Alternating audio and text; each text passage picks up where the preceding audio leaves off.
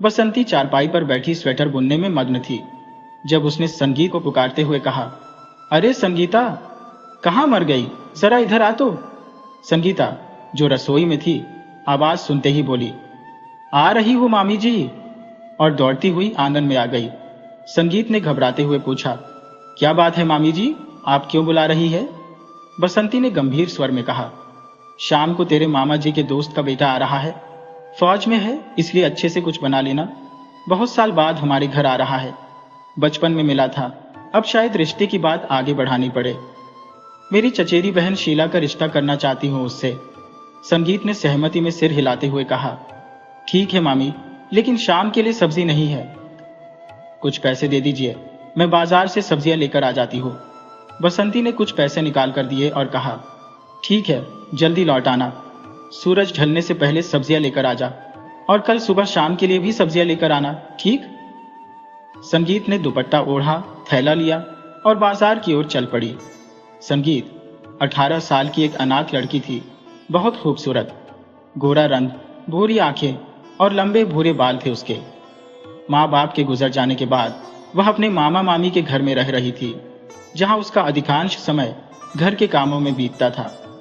माँ बाप की जीते जी वह स्कूल जाती थी, पर उनके गुजरने के बाद उसकी पढ़ाई भी छूट गई। मामा मामी ने उसे अपने घर में रखने का जिम्मा तो लिया, पर मामी बसंती सारा दिन उसे काम पर लगाए रखती थी। सर्दियों के दिन थे, लेकिन मामी उसे धूप तक में बैठने नहीं देती थी। संगीत का दिल करता था कि कभी कभी वह अपने शौक पूरे कर सके, लेकिन घर के सारे काम उसी के सिर पर थे। घर का आंगन उसने गोबर से लीप कर सुंदर बना रखा था और कुछ गुलाब के पौधे भी लगा रखे थे। मिर्ची और टमाटर के कुछ पौधे भी थे जिनका वह ध्यान रखती थी। आंगन के बीचों बीच तुलसी का चौरा था, जहां वह रोज सुबह शाम दीप जलाती थी। बसंती की अपनी कोई औलाद नहीं थी, फिर भी संगीता के प्रति उसका रवैया सर्द और कठोर था। संगीता दिल पर लेती जरूर थी, लेकिन मन ही मन ये सोचती कि दुनिया में उसके मामा मामी ही उसके अपने हैं और कोई नहीं। अब वो बाजार पहुंच चुकी थी। हरी भरी ताजगी से भरी सब्जियों को चुनकर खरीदा, गोभी, मटर और हरा साग। थैला कुछ ज्यादा भारी हो गया था, जिससे चलते हुए उसकी रफ्तार धीमी पड़ गई। तभी उसे एहसास हुआ कि कोई लड़का उसका पीछा कर रहा है। उसने कदमों की गति बढ़ाने की कोशिश की, लेकिन थैले का बोझ इतना था कि वो चाहकर भी तेज नहीं चल पा रही थी। उसने एक पल के लिए पीछे मुड़कर लड़के को देखा। उसकी आंखों में गुस्से की चिंगारी थी। लड़का ठिठक गया और उसके चेहरे पर हल्की मुस्कान फैल गई। संगीता ने आवेश में कदम पटका और घर की ओर बढ़ गई। जैसे ही वह दरवाजे पर पहुंची, उस लड़के को भी आते देखा। बिना कुछ कहे उसने दरवाजा खोला और भीतर चली गई, फिर झट से दरवाजे को बंद कर दिया। थैले को तुलसी के चौरे तक रखकर संगीता जैसे ही रसोई की तरफ बढ़ी, दरवाजे पर दस्तक हुई। उसने सुनकर भी अनसुना कर दिया। इस बीच बसंती ने दरवाजा खोला। अरे राजदेव, तुम कैसे हो? आओ आओ बेटा, अंदर आओ। बसंती की आवाज में एक गर्मजोशी थी। राजदेव ने झुककर उनके पैर छुए और अंदर आ गया। बसंती ने तुरंत संगीता को आवाज दी, अरे ओ संगीता, जरा पतीले में पानी गर्म होने को चढ़ा दे। राजदेव आया है, हाथ मुंह धोएगा, ठंड बहुत है। संगीत ने रसोई से ही जवाब दिया। जी मामी जी, अभी चढ़ाती हो। बसंती ने फिर कहा, और सुन, जल्दी से पालक और प्याज के पकौड़े भी बना ले, साथ में चाय भी चढ़ा देना। संगीता ने हामी भरते हुए कहा, ठीक है मामी। और कुछ? बसंती बोली, अभी तो इतना कर ले, और मुझे टमाटर, हरा धनिया, मिर्च दे दे। मैं सिलबट्टे पर चटनी पीस दूंगी, पकौड़ियों का मजा आएगा। संगीत फटाफट सब तैयारियों में जुट गई। कुछ ही देर में मामा केशवलाल भी घर आ गए। उन्होंने भी हाथ मुंह धोए और तब तक संगीता ने गर्मा गर्म पकौड़े और चटनी के साथ चाय परोस दी। सभी बैठकर बातें करने लगे और मूंगफली खाने लगे। कुछ ही घंटों में संगीता ने रात के खाने की भी तैयारी कर ली। आलू टमाटर की तरीदार सब्जी, आंवले की चटनी, भरवा मिर्च का अचार और मेथी के गरम पराठे खाने की मेज पर सजे हुए थे। सभी खाने बैठ गए और संगीता सबको परोस रही थी। देवराज, जिसने अब तक सिर्फ खाने का आनंद लिया था, बोल पड़ा, चाची, खाना तो बहुत ही स्वादिष्ट है। संगीता नीचे की ओर हल्की मुस्कान बिखेरती है, जिससे राजदेव सब कुछ भूल सा जाता है।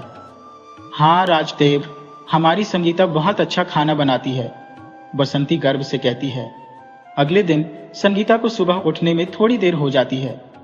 बसंती इस बात पर उसकी अच्छी खासी खिंचाई करने लगती है और यह सारा दृश्य देवराज चुपचाप देखता रहता है। संगीता आंसुओं को रोकते हुए रसोई की ओर चली जाती है। उसने जल्दी जल्दी सारे काम निपटाए और नाश्ता भी बना लिया। मामी, नाश्ता तैयार है, आप सब खा लीजिए, उसने कहा।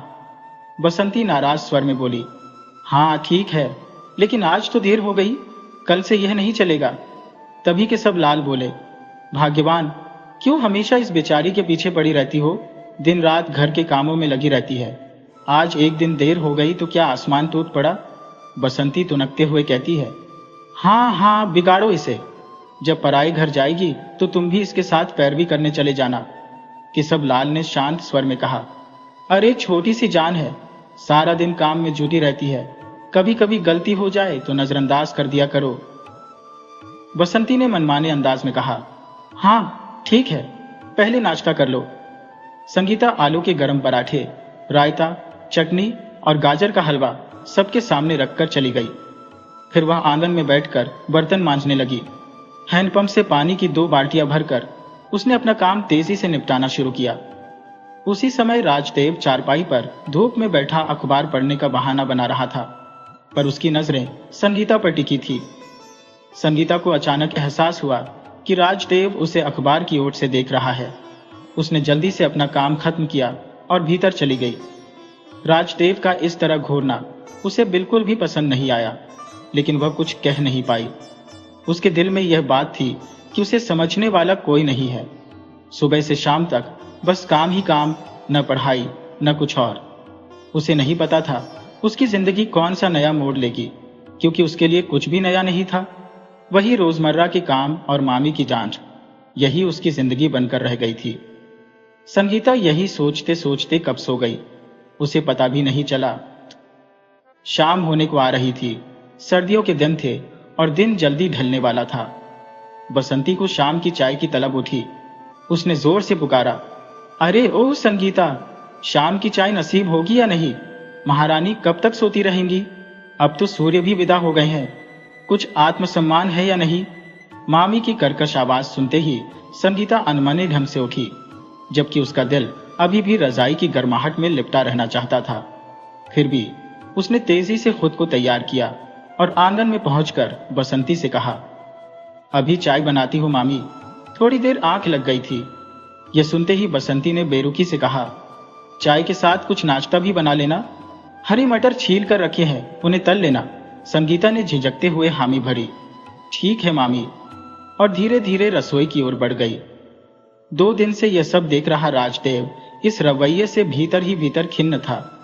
वह सोचता, संगीता जैसी सुलझी हुई लड़की के साथ ऐसा व्यवहार कितना अनुचित है। शाम की चाय के बाद बसंती पड़ोस में किसी से मिलने चली गई। संगीता रसोई में रात के भोजन की तैयारी में व्यस्त थी। तभी अचानक राजदेव पानी पीने के बहाने रसोई में आ गया। उसे यूं अचानक सामने देखकर संगीता थोड़ी चौंक गई। घबराओ मत, राजदेव ने शांत स्वर में कहा, मैं बस पानी लेने आया था। अगर तुम असहज महसूस कर रही हो तो मैं वापस जा सकता हूं।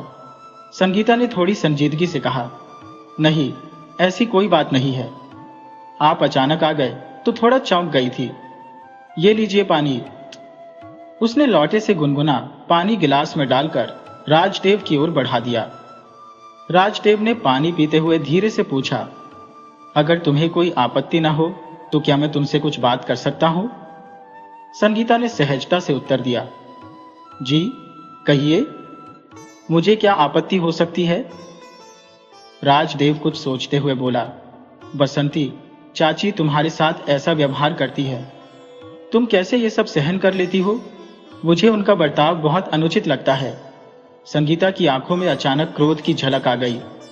ऐसी कोई बात नहीं है, वो मेरी मामी है, मेरी माँ जैसी है, आपको उन्हें कुछ कहने की जरूरत नहीं है। इतने में बसंती घर लौट आई।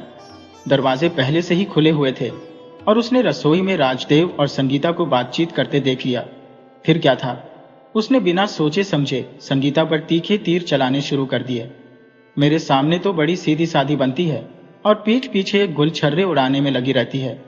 यही दिन देखना बाकी रह गया था। बसंती ने संगीता को खूब खरी खोटी सुनाई। उसने बहुत ही अपमानजनक बातें कही। राजदेव ने हस्तक्षेप करने की कोशिश की। चाची, आप गलत फहमी का शिकार हो रही है। ऐसा कुछ भी नहीं है।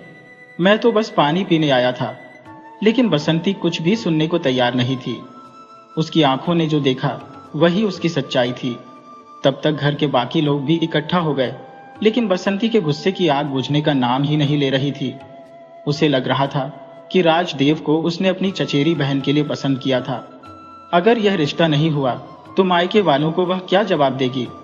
संगीता ने तब तक खाना तैयार कर लिया था, लेकिन माहौल में तल्खी और कड़वाहट छाई हुई थी। उसने बसंती से कहा, मामी, पहले सब लोग खाना खा लें। जो भी आपको कहना है वो बाद में कह देना। केशवलाल, जो पहले से ही इस माहौल में असहज महसूस कर रहे थे, बोले, पराये घर का लड़का हमारे यहाँ रुक जाए, ये शोभा नहीं देता। लेकिन बसंती कहाँ मानने वाली थी। राजदेव, जो अब तक इस स्थिति को देखता आ रहा था, खुद को संभाल नहीं सका और अपना सामान उठाने लगा। सब लाल ने उसे रोकने की पूरी कोशिश की। बेटा, ऐसे नाराज होकर मत जाओ। खाना तो बन चुका है, कम से कम 2 कौर खाकर चले जाओ। यहाँ दोस्त के सामने मेरी क्या इज्जत बचेगी।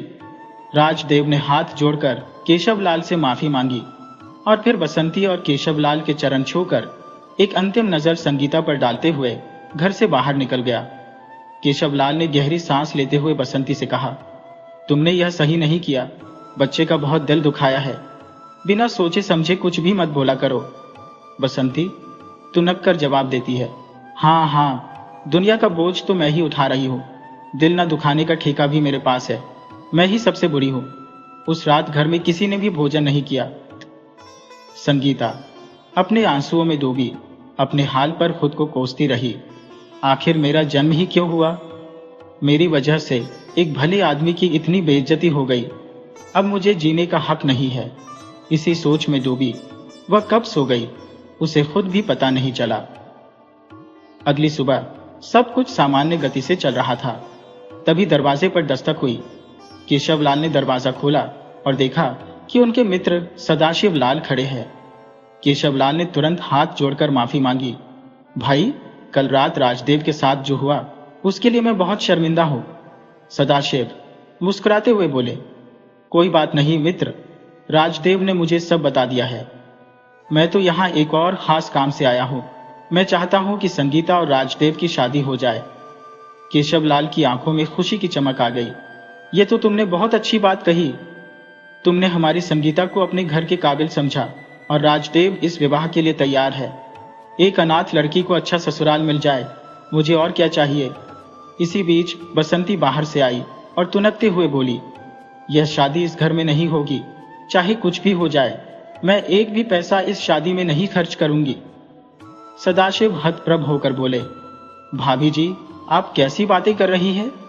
संगीता आपकी ही बेटी के समान है। लक्ष्मी का रूप है वह। ऐसी बेटी तो बड़े भाग्य से मिलती है। सब लाल ने उसे समझाने की कोशिश की। कुछ तो भगवान से डर, ऊपर जाकर क्या मुंह दिखाएगी। पाप पुण्य का भी तो कुछ ख्याल होता है। लेकिन बसंती अपने अहंकार में अडिग रही। मुझे पाप पुण्य का उपदेश मत दो। मैंने जो कह दिया सो कह दिया। जब बसंती का फैसला नहीं बदला तो केशवलाल और सदाशिव ने आपस में सलाह की। यह शादी तो होगी, लेकिन अब मंदिर में। हालांकि संगीता इस शादी के लिए तैयार नहीं थी। वह मामी का दिल दुखाकर ऐसा विवाह नहीं करना चाहती थी।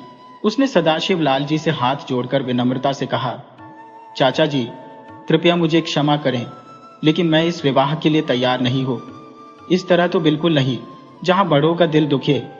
चाहे मेरी मामी जैसी भी हो, है तो मेरी मामी। मैं उनके दिल को ठेस पहुंचाकर विवाह नहीं कर सकती। इतने वर्षों से उन्होंने मुझे अपनी बेटी की तरह पाला है और मैं उनके एहसानों को भूलकर स्वार्थी कैसे हो सकती हूँ। जिस दिन मामी इस विवाह के लिए सहमत होंगी, उस दिन मैं यह विवाह कर लूंगी। सदाशिव जी ने गहरी सांस लेते हुए कहा, बेटी, तू सच में भाग्यशाली है और तेरी माँ और तेरे पिताजी ने तुझे जन्म दिया, वो भी किस्मत वाले हैं। तेरी जैसी बेटी को अपने घर की बहू बनाकर मैं खुद को सौभाग्यशाली समझूंगा। बेटी, तू सदा सुखी रहे और जो चाहे वो तुझे मिले। जब से राजदेव की माँ हमें छोड़कर गई है, घर की सारी रौनक चली गई है। मुझे लगा था कि तेरे इस घर में बहू बनकर आने से हमारे सूने आंगन में फिर से चहल पहल हो जाएगी। खैर, तेरी मर्जी। राजदेव को समझाने में थोड़ी मुश्किल जरूर होगी, पर मैं उसे समझा लूंगा। वैसे भी मेरा बेटा राजदेव समझदार है। ये कहकर सदाशिव जी ने हाथ जोड़कर केशवलाल को नमस्ते की और उदास मन से लौट गए। उधर संगीता भी असमंजस में थी। उसके मन में अंतर्द्वंद चल रहा था। वह सोच रही थी, क्या मैंने सही किया या गलत? आखिर उस भले इंसान का क्या दोष है? मेरी वजह से आज दूसरी बार उसका अपमान हुआ। वह तो मुझसे विवाह करना चाहता है, फिर मैंने क्या किया? उसके मन में तरह तरह के सवाल उठ रहे थे और वह खुद ही उनके जवाब भी दे रही थी। 2 दिन की पहचान में कोई कैसे विवाह के लिए हाँ कर सकता है? और फिर मैं उससे प्रेम भी तो नहीं करती, पसंद भी नहीं करती। इसी बीच बसंती मुंह फुलाए बैठी थी। संगीता ने नाश्ता बनाया और मामा मामी के पास जाकर कहा, मामी, अब गुस्सा छोड़ दो। कब तक ऐसे नाराज बैठी रहोगी? लो, नाश्ता कर लो। और हाँ, ये मत सोचना कि मैं आपकी खुशी के खिलाफ जाकर कुछ भी करूंगी। शादी की बात तो बहुत दूर की है। इतना कहकर वह रसोई में चली गई। संगीता की बात सुनकर केशवलाल की आंखें भर आई। उन्होंने मन ही मन सोचा, कितनी भली बिटिया है, कितनी मासूम और दिल की कितनी साफ है। और एक यह बसंती है जो कभी भी इसे समझ नहीं पाई, कितनी कठोर हो गई है। फिर उन्होंने बसंती के पास जाकर कहा, अरे भाग्यवान, देख कितनी भली लड़की है हमारी। तेरी मर्जी के खिलाफ ये कोई काम नहीं करेगी। अब तो इसे थोड़ी ममता दे, थोड़ी दया दिखा। अब तो इस पर अपना आशीर्वाद भरा हाथ रख दे। एक बार तो कह दे कि खुश रहो। तभी बसंती बोली, अरे रहने दो, अब ज्ञान की गंगा बहाना बंद करो। अगर तुम्हारा प्रवचन समाप्त हो गया हो तो मैं नाश्ता कर लूं। केशवलाल ने गहरी सांस लेते हुए कहा, तुझे समझाना तो पत्थर से सिर टकराने के बराबर है। तो कभी नहीं समझेगी, चाहे कोई तेरे लिए जान की बाजी क्यों न लगा दे। उधर सदाशिव जी घर पहुंचकर सारी बात राजदेव को कह सुनाते हैं। बेटा, संगीता ने साफ मना कर दिया है। कोई चिंता मत करो पिताजी, राजदेव ने आत्मविश्वास से कहा। मैं संगीता से विवाह तभी करूंगा जब तक वह स्वयं मुझसे न हार मान ले। परंतु पहले मुझे उसका हृदय जीतना होगा।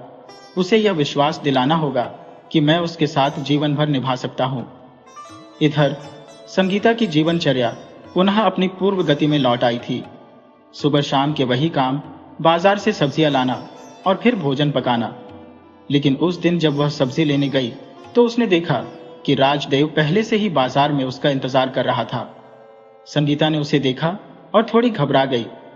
वह नजरें झुकाकर उसकी बगल से निकलने की कोशिश करने लगी। तभी राजदेव ने आवाज दी, संगीता जी, मुझे आपसे कुछ आवश्यक बात करनी है। संगीता ने बिना रुके कहा, मुझे आपसे कोई बात नहीं करनी है। ये कहते हुए वह तेज कदमों से आगे बढ़ गई, पर राजदेव उसके पीछे पीछे चलता रहा। संगीता को गुस्सा आ गया। उसने रुककर तीखे स्वर में कहा, आप ऐसा क्यों कर रहे हैं? इतना कुछ हो चुका है और अब कुछ बाकी नहीं है। आप क्यों मेरे पीछे पड़े हैं? क्या आपको पता नहीं कि मैं आपको पसंद नहीं करती? यह सुनकर राजदेव कुछ पल के लिए स्तब्ध रह गया। फिर उसने संयत होकर कहा, तो यह बात है, आप मुझे पसंद नहीं करती। क्षमा करें संगीता जी, आज के बाद मैं कभी भी आपके पीछे नहीं आऊंगा। मुझे तो यह भी नहीं पता था कि आप मुझे पसंद नहीं करती। मुझे लगा था कि आप भी शायद मेरी तरह मुझे पसंद करती हैं। ये कहते हुए राजदेव निराश होकर वहां से लौट गया। संगीता ने तो राजदेव से सब कह दिया था, पर अब उसे पछतावा होने लगा। मुझे इतना क्रोधित होकर उसे भला बुरा नहीं कहना चाहिए था, उसने मन ही मन सोचा। कितना बुरा लगा होगा उसे, बेचारा। ये सोचते हुए वह रसोई में गई और वहां जाकर चूल्हे पर दाल चढ़ाई। लेकिन फिर अचानक उसका मन भर आया और वह घुटनों में सिर छिपाकर जोर जोर से रोने लगी। इसी बीच बाहर से केशवलाल की आवाज सुनाई दी। संगीता ने सोचा, लगता है मामा जी आ गए, और जल्दी से अपने आंसू पोंछकर काम में लग गई। थोड़ी देर बाद केशवलाल रसोई में आए और बोले, संगीता, आज देवराज मिला था। मैंने उससे पूछा कि क्यों आई थे, तो उसने कहा, संगीता से कुछ सवालों के जवाब चाहिए थे जो अब मिल गए हैं। अब मैं कभी नहीं आऊंगा। मैंने उससे पूछा, क्या हुआ बेटा? तो वह बोला, संगीता मुझे पसंद नहीं करती तो अब कोई सवाल ही नहीं बचता। मैं तो यह सोचकर आया था कि शायद वह भी मुझे पसंद करती हो, पर आज मुझे अपना उत्तर मिल गया। संगीता ने उदासी भरे स्वर में कहा, मामा जी, इस विषय पर मैं कोई बात नहीं करना चाहती। जो हो नहीं सकता उसके पीछे क्यों पड़े रहें? केशवलाल बोले, बेटी, जैसी तेरी मर्जी, परंतु कोई भी निर्णय लेने से पहले एक बार जरूर सोच लेना। ऐसे स्नेह करने वाले, इतना प्यार करने वाले लोग बड़ी मुश्किल से मिलते हैं। इतना कहकर केशवलाल बाहर चले गए। उधर राजदेव हताश होकर अपने घर पहुंचा। उसके चेहरे पर निराशा स्पष्ट झलक रही थी। सदाशिव लाल ने अपने बेटे की चिंता को भांपते हुए कहा, उसने मना कर दिया है ना? मुझे पता था वह ऐसा ही करेगी। बहुत ही स्नेहशील लड़की है बेटा, बाबूजी ने कहा। वह सबसे पहले दूसरों के बारे में सोचती है, फिर अपने बारे में। उसके चेहरे की आभा उसकी उदारता को स्पष्ट दर्शाती है। लेकिन तुम हार मत मानो, एक और प्रयास करो। तुम्हारे पास यहाँ ज्यादा समय नहीं बचा है। तुम्हारी छुट्टी खत्म होते ही तुम ड्यूटी पर लौट जाओगे। इससे पहले कोशिश करो कि वह मान जाए, ताकि मैं तुम्हारी सगाई करवाने का अवसर पा सकूं। बाबूजी की बातों से राजदेव के चेहरे पर एक नई मुस्कान खिल उठी। उसने आत्मविश्वास से कहा, सच बाबूजी। अब उसे यह भरोसा हो चला था कि यदि आज नहीं तो कल, और यदि कल नहीं तो परसों, एक दिन संगीता विवाह के लिए हाँ जरूर कर देगी। राजदेव ने संगीता से मिलने के कई प्रयास किए, परंतु संगीता उसे नजरअंदाज करती रही। एक सप्ताह इसी तरह बीत गया। एक दिन राजदेव ने फिर संगीता को बाजार में देखा, लेकिन इस बार संगीता बहुत जल्दबाजी में और चिंतित दिखाई दी। जैसे ही उसने राजदेव को देखा, वह बोली, चलिए जल्दी घर चलिए। अच्छा हुआ आप मिल गए, मैं तो डॉक्टर को बुलाने आई थी। राजदेव ने तुरंत चिंतित स्वर में पूछा, क्या हुआ? किस लिए डॉक्टर की जरूरत है? संगीता घबराई हुई बोली, मामी जी छत से उतरते हुए सीढ़ियों से गिर गई हैं। अब तक होश नहीं आया है। बस आप जल्दी चलिए। राजदेव और संगीता डॉक्टर को लेकर जल्द ही घर पहुंचे। डॉक्टर ने बसंती की जांच की। होश तो आ गया था, लेकिन उसके सिर पर गहरी चोट थी।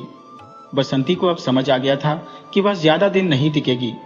मोहल्ले के लोग भी इकट्ठा हो गए थे और केशवलाल भी वहां पहुंच चुके थे। बसंती की आंखों में दुख और पश्चाताप के आंसू थे। बसंती ने संगीता और राजदेव को पास बुलाकर दोनों के हाथों को एक दूसरे के हाथों में थमा दिया। उस क्षण बिना कुछ कहे उसने अपनी सारी गलतियों के लिए इशारों में माफी मांगते हुए अपने प्राण त्याग दिए।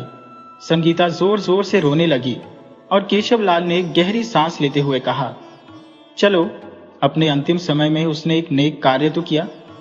शायद यही भगवान की मर्जी थी। भगवान उसकी आत्मा को शांति दे। ये कहते हुए केशवलाल की आंखों से भी आंसू टपक पड़े। बसंती के अंतिम संस्कार के दिन सदाशिव लाल भी वहां आए।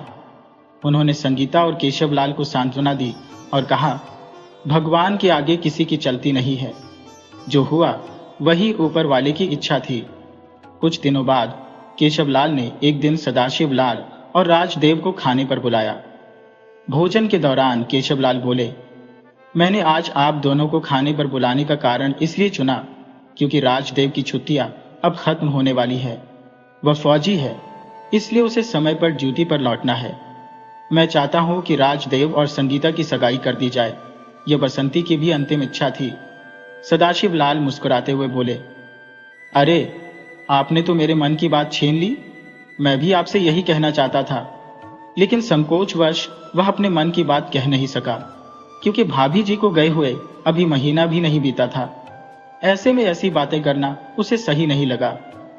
केशवलाल जी ने कहा, देखिए सदाशिव जी, मैं कुछ दिनों के लिए इसे टाल भी देता, लेकिन राजदेव की छुट्टियां अब समाप्त होने वाली है और अगली छुट्टी मिलने में काफी वक्त लग जाएगा। इसके अलावा बसंती की भी यही अंतिम इच्छा थी कि दोनों एक हो जाए। सदाशिव जी बोले, तो फिर ठीक है, परसों हम सगाई कर लेते हैं और जब अगली बार राजदेव छुट्टी लेकर आएगा तब शादी करेंगे। केशवलाल जी ने सहमति जताते हुए कहा, बहुत बढ़िया मित्र, तो फिर परसों सगाई पक्की। अब सिर्फ एक दिन ही शेष था। तभी संगीता के मामा ने कहा, आप सब लोग ऐसा करें, आज और कल हमारे घर पर ही ठहर जाए। कल आप अपने शहर जाएंगे और परसों वापस आने में काफी समय बर्बाद हो जाएगा। सदाशिव जी बोले, बहुत अच्छा मित्र, जैसा आप चाहे। हमें क्या परेशानी हो सकती है? अगले दिन का पूरा समय खरीदारी और तैयारियों में बीत गया। शाम होते ही सभी थके हुए थे। संगीता ने जल्दी से शाम की चाय बनाई और रात के खाने की तैयारी में लग गई। केशवलाल जी बोले, संगीता बेटा, तू भी काफी थक गई होगी, ला मैं तेरी मदद कर देता हूँ। संगीता बोली, नहीं मामा जी, मैं सब कर लूंगी, आप बस थोड़ी सी सब्जियां काटने में मेरी मदद कर दीजिए। केशवलाल जी ने मुस्कुराते हुए कहा, संगीता बेटा, आज ऐसा करते हैं, आंगन में कच्चा चूल्हा जलाते हैं, बैंगन, आलू, टमाटर भूनकर भरता बनाते हैं, और सर्दियों का मौसम है तो चूल्हे की रोटियों पर घी डालकर खाने का मजा अलग ही होगा। सभी ने इस बात का समर्थन किया और वही किया गया। आंगन में चूल्हा जलाया गया। संगीता अपने काम में लग गई। चूल्हे से उठ रही सुनहरी लपटों की रोशनी में उसकी सुंदरता और भी खिल उठी थी। कभी वह अपने गालों पर आ रही बालों की लटों को ठीक करती, तो कभी धुएं की जलन से परेशान होकर अपनी आंखें दुपट्टे से पोंछती। और राजदेव, वह तो बस उसे देखे जा रहा था। उसकी निगाहें सिर्फ संगीता पर थी। वह बेहद खुश था, क्योंकि कल उसकी संगीता से सगाई होने वाली थी। लेकिन अभी तक राजदेव को यह आभास नहीं हुआ था कि संगीता के हृदय में उसके लिए क्या भावनाएं हैं। वह उसके मन की गहराइयों को समझना चाहता था। रात्रि भोजन के बाद केशवलाल और सदाशिवलाल जी पूरे दिन की थकान से जल्द ही सोने चले गए। संगीता बर्तन धोने के लिए हैंडपंप से पानी भरने जा रही थी। तभी राजदेव ने कहा, आप रहने दीजिए, मैं बाल्टी भर देता हूं। संगीता ने तुरंत कहा, नहीं नहीं, आप मेहमान हैं, आपको काम नहीं करना चाहिए। इस पर राजदेव ने मुस्कुराते हुए चिढ़ाया, मेहमान तो आप हैं हमारे दिल में, आखिर कब तक हमारे दिल में रहने आएंगी आप? संगीता इस पर शर्मा गई। उसकी होठों से कोई शब्द नहीं निकला। राजदेव ने उसकी चुप्पी देखकर कहा, बताइए, क्या आपको भी मैं पसंद हूं? संगीता ने अपनी नजरें झुका ली। उसकी पलकें धीरे धीरे शर्म से नीचे गिर गईं। यह देखकर राजदेव फिर से बोला, इसका मतलब क्या? हां समझू या ना? वह थोड़ी देर शांत रहा और फिर बोला, कोई बात नहीं, अगर आप अपनी बात कहने में संकोच कर रही हैं तो आप इसे सुबह तक एक चिट्ठी में लिखकर दे सकती हैं। यह कहकर राजदेव भी सोने चला गया। सुबह हुई और संगीता ने राजदेव को एक चिट्ठी दी जिसमें उसने हाँ लिखा था। राजदेव के मन में जो भी शंकाएं थी वे पूरी तरह समाप्त हो गईं। ज्यों अब उनकी सगाई हो चुकी थी और राजदेव की छुट्टियां भी समाप्त हो गई थी। संगीता ने भारी मन से उसे विदा किया। राजदेव के वापस जाने के बाद दोनों पत्रों के माध्यम से एक दूसरे के दिल की बातें साझा करने लगे। समय यूं ही गुजरता गया और फिर वह क्षण आ गया जब राजदेव को पुनः घर लौटना था। संगीता के हृदय में खुशी की लहर दौड़ गई जब उसने सुना कि राजदेव वापस आ रहा है। जिस दिन वह घर पहुंचा उसी दिन संगीता से मिलने आया और कुछ ही दिनों में दोनों का विवाह हो गया। दोनों अपने जीवन में अत्यंत प्रसन्न थे और राजदेव की छुट्टियां कैसे बीत गईं उन्हें पता ही नहीं चला। फिर एक दिन राजदेव को ड्यूटी पर वापस जाना पड़ा और संगीता उसके लौटने की प्रतीक्षा में फिर से व्याकुल हो गई। लेकिन नियति को कुछ और ही मंजूर था। बाढ़ पीड़ितों के बचाव कार्य के दौरान राजदेव की ड्यूटी लगाई गई। उसने अपनी सूझबूझ और साहस से अनेकों लोगों की जान बचाई। लेकिन एक दिन जब वह एक बच्चे को बचाने की कोशिश कर रहा था तो पानी के प्रबल प्रवाह ने उसे बहा दिया। 2 दिन बाद बड़ी मुश्किल से उसका शव मिला। संगीता के जीवन पर मानो दुखों का पहाड़ टूट पड़ा था। वह पहले से ही अनाथ थी और अब जब उसे एक पति और परिवार मिला था तो वह भी उससे छिन गया। उसे समझ नहीं आ रहा था कि वह खुद को संभाले या अपने वृद्ध ससुर को दिलासा दे। उसकी हिम्मत जैसे पूरी तरह टूट चुकी थी। उसकी खुशियां मानो चंद लम्हों की ही लिखी हुई थी। भगवान की मर्जी में जो था वही हुआ। संगीता ने किसी तरह से राजदेव का अंतिम संस्कार तो कर दिया, लेकिन फिर उसके ससुर केशवलाल और सदाशिवलाल हरिद्वार चले गए राजदेव की अस्थियों के विसर्जन के लिए। मगर कहते हैं ना, जब विपत्तियां आती हैं तो एक साथ आती है। लौटते समय उनकी ट्रेन दुर्घटनाग्रस्त हो गई। संगीता को जब यह खबर मिली तो उसके पैरों तले जमीन खिसक गई। वह तुरंत अपने मामा और ससुर को ढूंढने निकल पड़ी। दिन भर पागलों की तरह खोजती रही। अंत में उसे अपने मामा का शव मिला और अगले दिन ससुर का भी। अब तो उसकी दुनिया ही उजड़ गई थी। वह पूरी तरह अनाथ हो गई। कोई अपना नहीं बचा था। उसे कुछ समझ नहीं आ रहा था कि अब वह क्या करे। उसकी दुनिया एक ही पल में तहस नहस हो चुकी थी, जैसे सब कुछ खत्म हो गया हो। अपने संतुलन को खोते हुए वह बेहोशी की हालत में नदी में कूद गई। संगीता बेसुध होकर नदी किनारे पड़ी थी। तभी एक बच्चा अपने कुत्ते शेरू के साथ वहां आ पहुंचा। शेरू संगीता को देखते ही जोर जोर से भौंकने लगा। बच्चे को कुछ पल लगे समझने में कि वहां क्या हो रहा है। उसने शेरू की रस्सी छोड़ दी और कुत्ता तेजी से दौड़ता हुआ संगीता के पास पहुंच गया। बच्चा भी शेरू के पीछे पीछे दौड़ता हुआ संगीता के पास आ गया। जैसे ही उसने संगीता को देखा, बच्चा बोला, देख शेरू, लगता है मेरी माँ वापस आ गई है। बाबा कह रहे थे कि माँ इतवार तक आ जाएगी और आज इतवार ही है। बच्चे ने कहा, शेरू ऐसा कर, तू भाग कर घर जा और बाबा को लेकर आ, तब तक हम माँ को घर ले चलते हैं।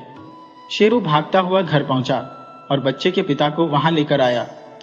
पिता ने संगीता को देखा और बोले, न जाने ये बेचारी कौन है, यहाँ कैसे पहुंची और क्या यह जिंदा भी है या नहीं। उन्होंने उसकी नब्ज चटोली, उसकी सांसें अभी चल रही थी। पिता ने संगीता को गोद में उठाया और बच्चे से कहा, पहले मैं इन्हें वैद्य जी के पास लेकर चलता हूँ, इनकी तबीयत बहुत खराब है। मुन्ना, तू भी मेरे साथ चल। मुन्ना, जो उस वक्त बस अपनी माँ के वापस आने की बात सोच रहा था, बोल पड़ा, लेकिन बाबा, ये तो मेरी माँ है ना? आपने कहा था कि माँ इतवार को आएगी और आज इतवार है। पिता बेटे की मासूम बातें सुनकर असमंजस में पड़ गए। क्या कहे? झूठ बोलना भी सही नहीं था, क्योंकि वह पहले से ही अपनी माँ की प्रतीक्षा कर रहा था। अगर सच बता दिया कि यह उसकी माँ नहीं है तो वह टूट जाएगा, और अगर कह दिया कि यह उसकी माँ है तो जब होश आने पर यह लड़की चली जाएगी तब उसका दिल कैसे संभलेगा। उन्होंने सोचते हुए कहा, बेटा, यह बीमार है, पहले इसे ठीक हो जाने दो। जब यह होश में आएगी तब खुद ही तुम्हें पहचान लेगी। शिवनंदन सिंह हाँफते हुए वैद्य जी के पास पहुंचे और चिंतित स्वर में बोले, वैद्य जी, इस लड़की का तुरंत इलाज कीजिए। उसकी सांसें अब भी चल रही है, वह जीवित है। वैद्य जी ने सिर उठाकर पूछा, प्रधान जी, यह लड़की कौन है? शिवनंदन सिंह ने गंभीरता से कहा, समय नहीं है यह बताने का, पहले इसकी जान बचाइए। होश में आने के बाद ही पता चलेगा कि यह कौन है। शिवनंदन की बात सुनकर वैद्य जी ने तुरंत अपनी पत्नी को आवाज दी, भाग्यवान, सुनो, जल्दी इधर आओ और बिटिया के गीले कपड़े बदल दो, जल्द इलाज शुरू करना होगा। वैद्य जी की पत्नी जल्दी से आई और संगीता के कपड़े बदलकर उसकी हथेलियों और तलवों में गर्म तेल की मालिश शुरू कर दी। इसके बाद वैद्य जी ने भी अपना उपचार प्रारंभ किया। मुन्ना बार बार अपने पिता से पूछ रहा था, बाबा, माँ कब ठीक होगी? वह मुझे पहचानेगी ना? प्रधान शिवनंदन सिंह असमंजस में थे। वह नहीं समझ पा रहे थे कि मुन्ना को कैसे दिलासा दें। हाँ कहकर झूठा दिलासा देना भी कठिन था, और सच कहना कि यह तेरी माँ नहीं है भी असंभव था। वे गंभीर उलझन में फंस चुके थे। कुछ देर इलाज के बाद संगीता को होश आ गया। वैद्य जी ने तुरंत पुकारा, ठाकुर साहब, बिटिया को होश आ गया है। यह सुनते ही मुन्ना भीतर की ओर दौड़ा, उसके पीछे पीछे शिवनंदन भी। मुन्ना ने उत्साहित होकर संगीता को मां कहकर गले लगाया। संगीता समझ नहीं पाई कि यह क्या हो रहा है, परंतु मुन्ना के उस भावुक आलिंगन से उसके हृदय में मातृत्व का भाव जागृत हो गया। उसने भी धीरे से कहा, हाँ बेटा।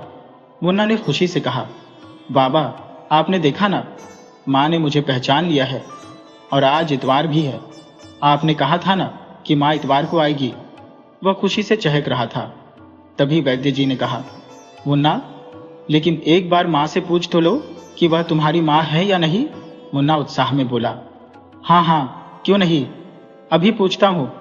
उसने फिर से पूछा, माँ, क्या तुम मेरी माँ हो? मुन्ना की आंखों में उत्सुकता और दिल में एक अदम्य जिज्ञासा थी। वह संगीता के जवाब का बेसब्री से इंतजार कर रहा था। संगीता मुन्ना की मासूम उम्मीदों को ठेस न पहुंचाने के लिए हल्की मुस्कान के साथ बोली, हाँ बेटा, मैं ही तुम्हारी माँ हूं। यह सुनते ही मुन्ना खुशी से चहक उठा। देखा वैद्य जी, माँ ने खुद कहा है। अब बाबा, जल्दी चलिए, माँ को घर ले चलते हैं। मुझे माँ से बहुत सारी बातें करनी है, अपना घर दिखाना है।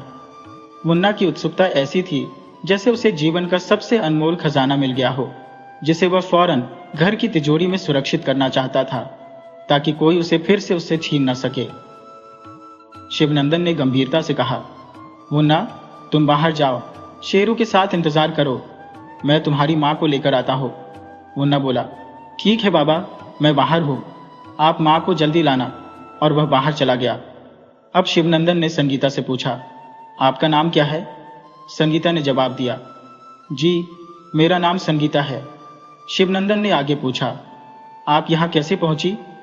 संगीता की आंखों में उदासी तैर गई। वह बोली, मुझे इस जीवन से कोई मोह नहीं रहा, मेरा इस दुनिया में कोई नहीं है, मैं अनाथ और बेसहारा हूँ। इतनी तकलीफें झेल चुकी हूँ कि अब जीने की इच्छा ही खत्म हो गई थी, इसलिए खुद को समाप्त करने का फैसला कर लिया था, पर आपने और इस बच्चे ने मुझे बचा लिया। इस मासूम को देखकर मेरा दिल पिघल गया। मुझसे ये कहा नहीं जा सका कि मैं इसकी माँ नहीं हूँ। शिवनंदन ने गंभीरता से कहा, कोई बात नहीं, लेकिन अब आप कहाँ जाएंगी? संगीता ने थके हुए स्वर में कहा, जहां तकदीर ले जाएगी। शिवनंदन ने सोचा और फिर बोला, अगर आपको कोई आपत्ति ना हो तो आप मेरे घर चल सकती हैं, आपको कोई तकलीफ नहीं होगी और मुन्ना भी खुश हो जाएगा। उसी समय वैद्य जी और उनकी पत्नी बोले, बिटिया, हम सब ने मुन्ना को उसकी माँ के लिए तरसते हुए देखा है, वह कितना खुश था तुम्हें देखकर। प्रधान जी बहुत नेक दिल इंसान है, तुम यहाँ आराम से रह सकोगी। संगीता उलझन में थी, लेकिन बाहर से फिर से मुन्ना की आवाज आई, बाबा जल्दी आइए ना, माँ को लेकर। आखिरकार संगीता ने अपनी झिझक को किनारे किया और मुन्ना के साथ उसके घर चल पड़ी। रास्ते भर मुन्ना हर मिलने वाले से कहता जा रहा था, देखो, ये मेरी माँ है, मैंने कहा था ना, मेरी माँ एक दिन जरूर आएगी। और संगीता के साथ हंसते बोलते घर पहुंच गया। घर पहुंचते ही मुन्ना बोला, माँ, आज का खाना तुम बनाना। महाराज इन खाना अच्छा नहीं बनाती, दाल में घी नहीं डालती और दूध में पानी मिला देती है। अब जब तुम आ गई हो तो मुझे हर दिन स्वादिष्ट खाना बनाकर खिलाना और उन सभी को भी डांटना जिन्होंने मुझे सताया है। अब तो कोई नहीं बचेगा, है ना? शहरों, अब तो मेरी माँ आ गई है, सब कुछ अब सही हो जाएगा। संगीता जब मुन्ना के साथ घर पहुंची तो उसके दिल में एक अद्भुत शांति का संचार हुआ। यह घर देखकर वह मंत्रमुग्ध हो गई। उसने हमेशा ऐसा ही घर चाहा था। घर के सामने विशाल बाड़ा था, जिसके एक कोने में गाय और उसका बछड़ा छप्पर के नीचे बंधे थे और इधर उधर कुछ मुर्गे, मुर्गियां और चूजे टहल रहे थे। एक तरफ नीम का पेड़ और पास ही एक कुआं था। फूलों की थोड़ी कमी थी, मगर फिर भी संगीता के दिल में खुशी की लहर दौड़ गई। मुन्ना, जिसे संगीता की खुशी का अंदाजा हो गया था, उत्साह में बोला, माँ, आओ ना, अंदर आओ। जैसे ही संगीता दरवाजे के पास पहुंची, बर्तन धोने वाली रतिया बाहर निकली और हैरानी से संगीता को निहारते हुए बोली, छोटे प्रधान जी, ये किसे ले आई? मुन्ना तुरंत बोल पड़ा, ये मेरी माँ है, आज ही मिली है, नदी के किनारे बेहोश पड़ी थी। मैंने बाबा को बुलाया और हम इन्हें वैद्य जी के पास ले गए। अब माँ ठीक है और मैंने इन्हें घर ले आया हूँ। कैसी है मेरी माँ? अच्छी है ना? बोलो रतिया काकी, मेरी माँ सुंदर है ना? रतिया थोड़ी देर खामोश रही, फिर हंसकर बोली, छोटे प्रधान जी, तुम्हारी माँ बहुत सुंदर है। और जाते जाते बोली, बर्तन मैंने मांज दिए हैं और सफाई भी कर दी है, अब कल सुबह आऊंगी। मुन्ना ने संतोष से कहा, ठीक है। मुन्ना संगीता को लेकर घर के अंदर गया और बड़े उत्साह से बोला, माँ, इस कमरे में हम दोनों रहेंगे और वह कमरा बाबा का है। बाबा वही अपने कागजी काम करते रहते हैं। बाबा हारमोनियम भी बजाते हैं और मैं भी उनके साथ गाता हूँ। और ये रसोई घर है, अब से तुम ही मेरे लिए खाना बनाओगी और अपने हाथों से मुझे खिलाओगी। ये आंगन है और साथ में स्नान घर भी है। घर के पीछे भी काफी जगह है जहां मैं खेलता हूँ। संगीता मुन्ना की इतनी सारी बातें सुनकर भावुक हो गई और उसे प्यार से गले लगाते हुए बोली, बस करो मेरे मुन्ने, मैंने सब सुन लिया, ज्यादा मत बोलो, कहीं नजर न लग जाए। शाम गहरा रही थी और प्रधान शिवनंदन सिंह ने देखा कि बाड़े में मुर्गे मुर्गियां टहल रहे हैं। उन्होंने एक एक कर सभी मुर्गियों को पकड़कर उनके कोठरी में बंद कर दिया। फिर शेरू से कहा, चलो अब तुम भी अपने घर में जाओ, और कुएं से 2 बाल्टी पानी निकालकर गाय के पास रख दिया। जैसे ही वह गाय की सानी तैयार करने जा रहे थे, तभी तीनों काका वहां पहुंच गए। काका ने प्रधान जी को आवाज दी, अरे मालिक, ये क्या कर रहे हैं? मुझे देर हो गई, माफ कीजिए। खेतों में काम कुछ ज्यादा था। मैंने दोपहर में रतिया से कहा था कि शाम को अगर देर हो जाए तो जानवरों को संभाल लेना, मगर रतिया, वो तो हमेशा काम चोरी करती रहती है, पता नहीं किस ख्याल में रहती है। शिवनंदन सिंह काका की बात सुनते हुए गंभीरता से बोले, कोई बात नहीं काका, हम तो हैं ही। कोई चिंता नहीं काका, अपना ही तो घर है, और अपने घर का काम करने में कैसी परेशानी। हाँ, मगर दिनों काका धीरे से बोले, मालिक, यह तो आपकी उदारता है, आप जैसे महान व्यक्ति ही ऐसी बातें कर सकते हैं। शिवनंदन जी और काका अपने अपने काम में लग गए। भीतर से संगीता ने यह सब सुन लिया। शिवनंदन जी की ममता और उदारता देखकर उसके मन में सम्मान की एक लहर दौड़ गई। अंधेरा होने लगा था और शिवनंदन जी ने घर के हर कोने में दिए जलाए। तभी दिनों ने कहा, मालिक, लगता है आज फिर महाराजन खाना बनाने नहीं आएगी। ये तो अब रोज का ही सिलसिला बन गया है। आप इसे निकाल क्यों नहीं देते? जब देखो ज्यादा खाना बना लेती है और अपने साथ बांध कर भी ले जाती है। खाना भी ऐसा पकाती है जैसे कभी स्वाद का नाम ही न सुना हो, और बेचारे मुन्ना का भी ख्याल नहीं रखती। शिवनंदन जी ने संयम से कहा, क्या करे काका, उसे निकाल भी नहीं सकता। वह हमारे घर की बहुत पुरानी महाराजन है। अब उम्र हो चली है, इसलिए इतना काम नहीं कर पाती। काका ने क्रोधित होते हुए कहा, उम्र तो हो गई है, मगर मुंह कितना चलता है। अगर एक रोटी भी ज्यादा मान लो तो तुनक जाती है। दिनों काका ने नाराज होकर कहा, मालिक, अब महाराजन नहीं आएगी तो आप रसोई संभाल लेंगे क्या? ऐसा ना हो कि मुन्ना और मेहमान भूखे ही सो जाएं। कौन मेहमान? काका ने हैरानी से पूछा। शिवनंदन जी ने जवाब दिया, कोई रिश्तेदार नहीं है काका। आज मुन्ना को नदी किनारे एक बेहोश लड़की मिली थी, जिसे वह अपनी मां समझ बैठा और घर ले आया। मासूम बच्चे का दिल तोड़ना मुझे गवारा नहीं हुआ, इसलिए मैंने मना भी नहीं किया। काका ने संदेह से पूछा, मालिक, क्या आपने उसके बारे में कुछ पता किया? किसी अनजान को यूं ही घर ले आए?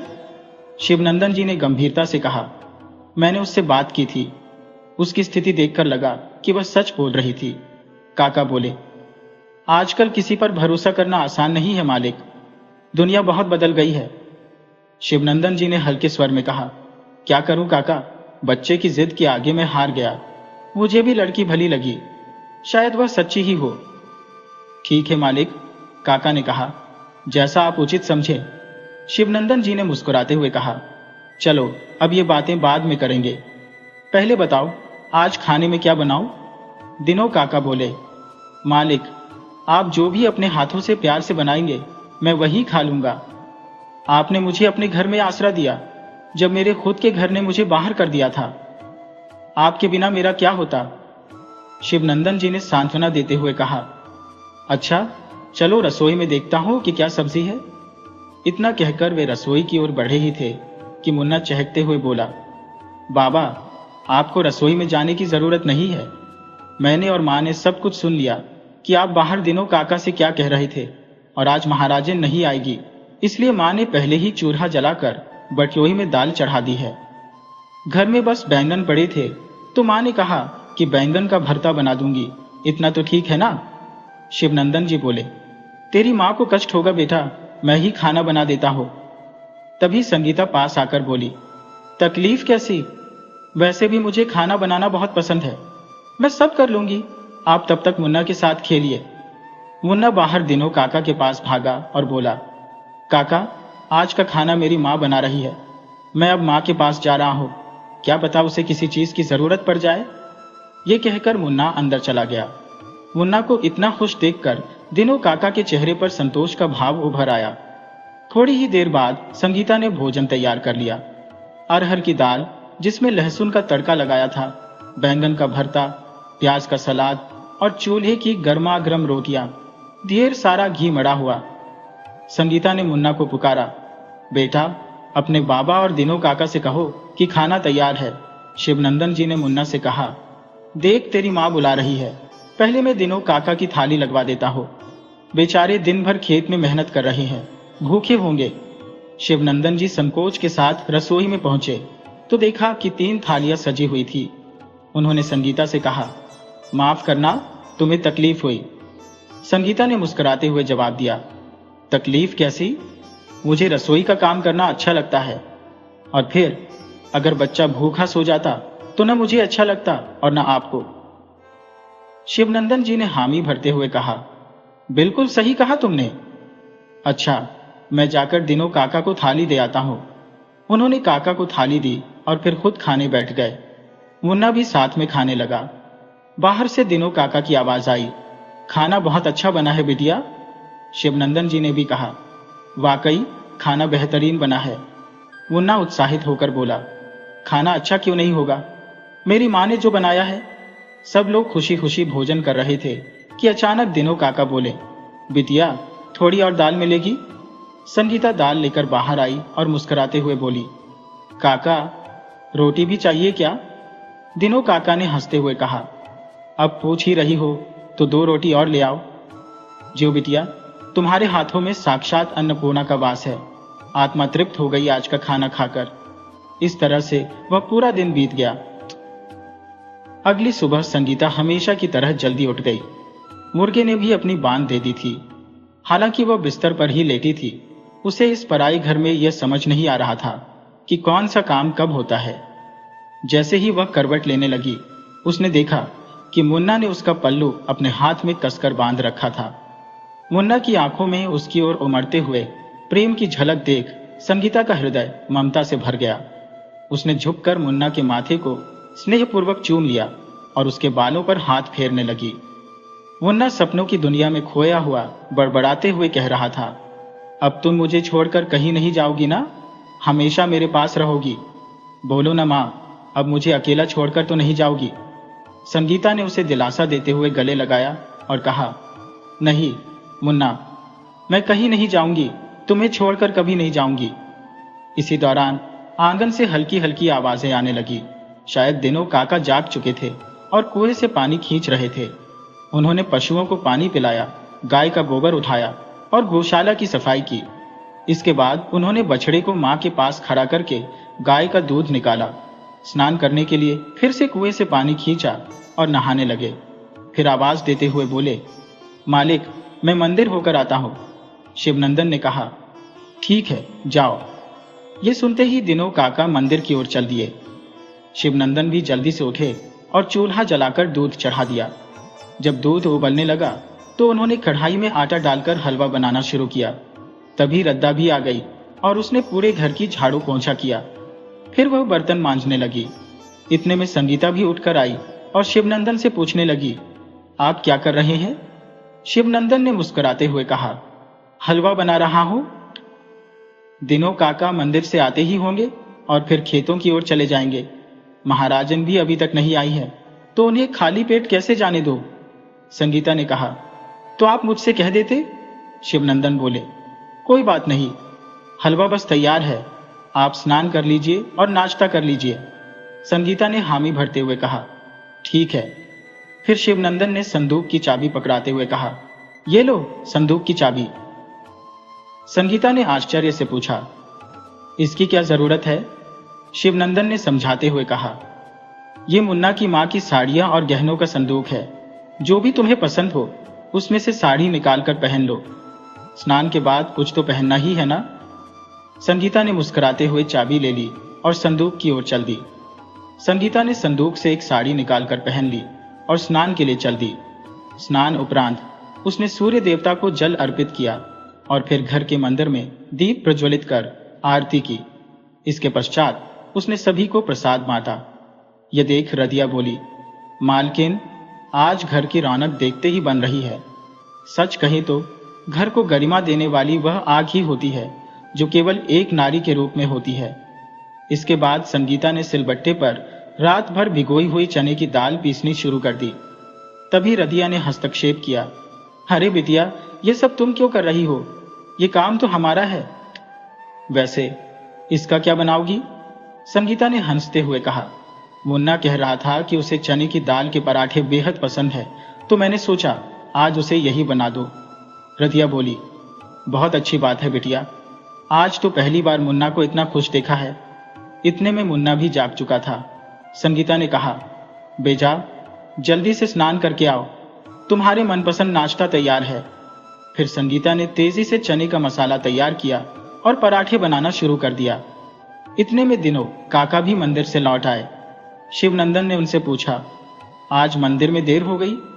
दिनों काका हंसते हुए बोले, हाँ मालिक, पंडिताजी आज चौपाइयां सुनाने लगे तो मन किया कि पूरी कथा सुनकर ही लौटूं, इसलिए थोड़ी देर हो गई। आते वक्त किसी ने 2 कैथ दे दिए, कह रहे थे कि चटनी बना लो। रदिया ने उत्साहित होकर कहा, यह तो बहुत बढ़िया रहा, लाओ मुझे दो, मैं इस कैथ की चटनी बना देती हूँ, ये चने के पराठे के साथ बहुत अच्छी लगेगी। इसके साथ ही उसने छाछ में तड़का लगा दिया और शिवनंदन ने हलवा पहले ही बना लिया था। अब तो नाश्ते का आनंद और बढ़ गया। रदिया ने कुछ लहसुन की कलियां, लाल मिर्च, साबुत धनिया और खड़े नमक के साथ तीखी चटनी तैयार कर दी। उधर संगीता गरम गरम पराठे सेंक रही थी। इधर सभी बड़े आनंद से भोजन का लुत्फ उठा रहे थे। बस सबने खाना समाप्त ही किया था कि इतने में बूढ़ी महाराजन सुखमती वहां पहुंची। अंदर आते ही उसने देखा कि सब भोजन कर रहे थे। वह खींच कर बोली, ये क्या हो रहा है? मेरे रहते हुए कोई और महाराजन का काम संभाल रही है। उसने अंदर आते ही घमंड से कहा, अरे कौन है ये ऋतु?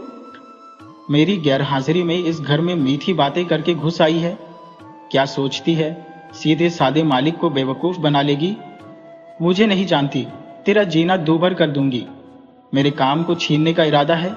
मेरे पेट पर लात मारेगी कर्मचारी। सारा वातावरण एक पल में तनावपूर्ण हो गया और सभी एक दूसरे का चेहरा देखने लगे। जहां से आई है वहीं लौट जा, नहीं तो मुझसे बुरा कोई नहीं होगा। सुखमती का क्रोधित स्वर सुनते ही संगीता स्तब्ध रह गई। उसकी आंखों में आंसू उमड़ आए। यह दृश्य देखकर मुन्ना तमतमा उठा और बोला, सुखमती दादी, ये मेरी माँ है और तुम इनसे इस तरह बात नहीं कर सकती। तुम तो मुझे दूध में पानी मिलाकर देती थी और सारा दूध खुद पी जाती थी। मेरी दाल में घी भी नहीं डालती थी। दिया ने भी समर्थन में कहा, हम तुम्हारी उम्र का लिहाज कर रहे हैं, नहीं तो तुम्हारी ये काली जुबान और काले दिल से तो विनाश अवश्यंभावी है। यह सुनते ही सुखमती रतिया की ओर मुंह करके बोल पड़ी, मैं तेरी तरह नहीं हूं जिसने पति के मरते ही देवर से ब्याह रचा लिया। तुझे तो कोई शर्म है ही नहीं। दिनों काका ने हस्तक्षेप किया, सुखमती, तुम लोगों की खुशियों पर क्यों खलल डाल रही हो? अगर कोई अपनी जिंदगी में खुश है तो इसमें तुम्हारी समस्या क्या है? सबको अपनी तरह से जीने दो। परंतु सुखमती ने गुस्से में कहा, दिनों, कोई मेरे पेट पर लात मारे, मेरी नौकरी छीन ले और मैं कुछ न कहूं? फिर दिनों काका बोले, इस बेटिया ने तेरा कोई काम नहीं छीना है। यह तो इस बच्चे को बेहोशी की हालत में मिली थी और वह मासूम इसे अपनी मां समझ बैठा। सुखमती ने तिरस्कारपूर्ण स्वर में कहा, ठाकुर साहब ने किसी अजनबी को घर में लाकर बिठा दिया और गांव वालों को भनक भी नहीं लगी। शिवनंदन सिंह से रहा नहीं गया। उन्होंने गुस्से में कहा, अब बहुत हो गया। अब अगर तुम किसी पर बेवजह आरोप लगाओगी तो मैं इसे सहन नहीं करूंगा। अभी इसी समय यहां से निकल जाओ और आज के बाद कभी अपनी शक्ल मत दिखाना। तुम्हारा जितना भी हिसाब है वह तुम्हारे घर भिजवा दिया जाएगा। सुखमती तिरस्कार पूर्वक बोली, हाँ हाँ, मैं जा रही हूं। प्रधान जी को तुम्हारी सारी करतूतें बताऊंगी। किसी अज्ञात औरत को घर में बसा रखा है। जाते जाते वह मुन्ना से भी बोल पड़ी, बड़ा आया माँ वाला, जाने कहां से उठा लाया इसे, अभी सबको बताती हो। और वहां से निकल गई। संगीता की आंखों से आंसू रुकने का नाम नहीं ले रहे थे। वह सोच रही थी, कैसी दुर्भाग्यशाली हो जो इस दिन को देखना पड़ा। उसने नाश्ता भी नहीं किया और कमरे में जाकर फूट फूट कर रोने लगी। रदिया ने शिवनंदन सिंह से कहा, मालिक, मुन्ना के हाथों खाना भिजवा दीजिए, बिटिया शायद कुछ खा लेगी। शिवनंदन ने थाली सजाई और मुन्ना को कहा, जाओ मां को खाना खिला दो। मुन्ना थाली लेकर मां के पास पहुंचा और बोला, मां, खाना खा लो। संगीता ने कहा, भूख नहीं है बेटा। मुन्ना ने ममता से कहा, मां, मुझे पता है तुम्हें भूख लगी है, पर तुम सुखमती दादी की बातों से आहत हो। लेकिन मां, वह बहुत बुरी और निर्दयी है। वो तो हर किसी से ऐसे ही तीखे शब्दों में बात करती रहती है। लो मां, मेरे हाथों से ये खाना खा लो, मुन्ना ने आग्रह किया, मगर संगीता ने फिर इनकार कर दिया। इस बार मुन्ना ने अपना धैर्य खोते हुए एक निवाला तोड़कर संगीता के मुंह में डाल दिया और कहा, चुपचाप खा लो, नहीं तो मैं यहां से नहीं जाऊंगा। संगीता ने मुन्ना के कहने पर धीरे धीरे खाना शुरू कर दिया और माँ बेटे के बीच इस आत्मीयता को शिवनंदन सिंह पर्दे के पीछे से देख रहे थे। मुन्ना का संगीता के प्रति इतना गहरा लगाव देखकर शिवनंदन सिंह की आंखें भर आईं। उन्होंने मन ही मन सोचा, यह तो इसकी सगी मां भी नहीं है, फिर भी इनके बीच यह अटूट बंधन कैसे पनप गया। बेटे, एक दूसरे से हमेशा जुड़े रहो, लेकिन यह तो संभव नहीं है। संगीता को एक दिन इस घर से जाना ही पड़ेगा, और वह तो हमारे परिवार का हिस्सा भी नहीं है। पता नहीं ये कौन है और किसकी है। यदि कभी कोई इसे ढूंढते हुए यहाँ आ गया तो इसे लौटना ही होगा। और तब मुन्ना का क्या होगा, वह बच्चा जो माँ की ममता के लिए पहले से ही तरस रहा है। यदि संगीता भी चली गई तो उसका क्या होगा। इन चिंताओं के बीच शिवनंदन ने खुद को दिलासा देकर कहा, जो भी होगा देखा जाएगा, और बाहर आ गए।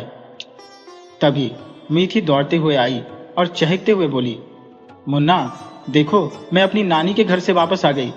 मुन्ना उसकी आवाज सुनकर बाहर आया और बोला, अरे आ गई तो? अच्छा चल मेरे साथ अंदर, मैं तुझे कुछ दिखाता हूं। मीठी ने उत्सुकता से पूछा, क्या दिखाना चाहते हो? मुन्ना ने मुस्कुराते हुए कहा, पहले अपनी आंखें बंद कर लो। मीठी ने कहा, अच्छा बाबा, कर ली बंद। और मुन्ना उसे संगीता के पास ले गया। अब आंखें खोलो, मुन्ना ने कहा। मीठी ने आंखें खोली और संगीता को देखकर चौंकते हुए बोली, ये कौन है?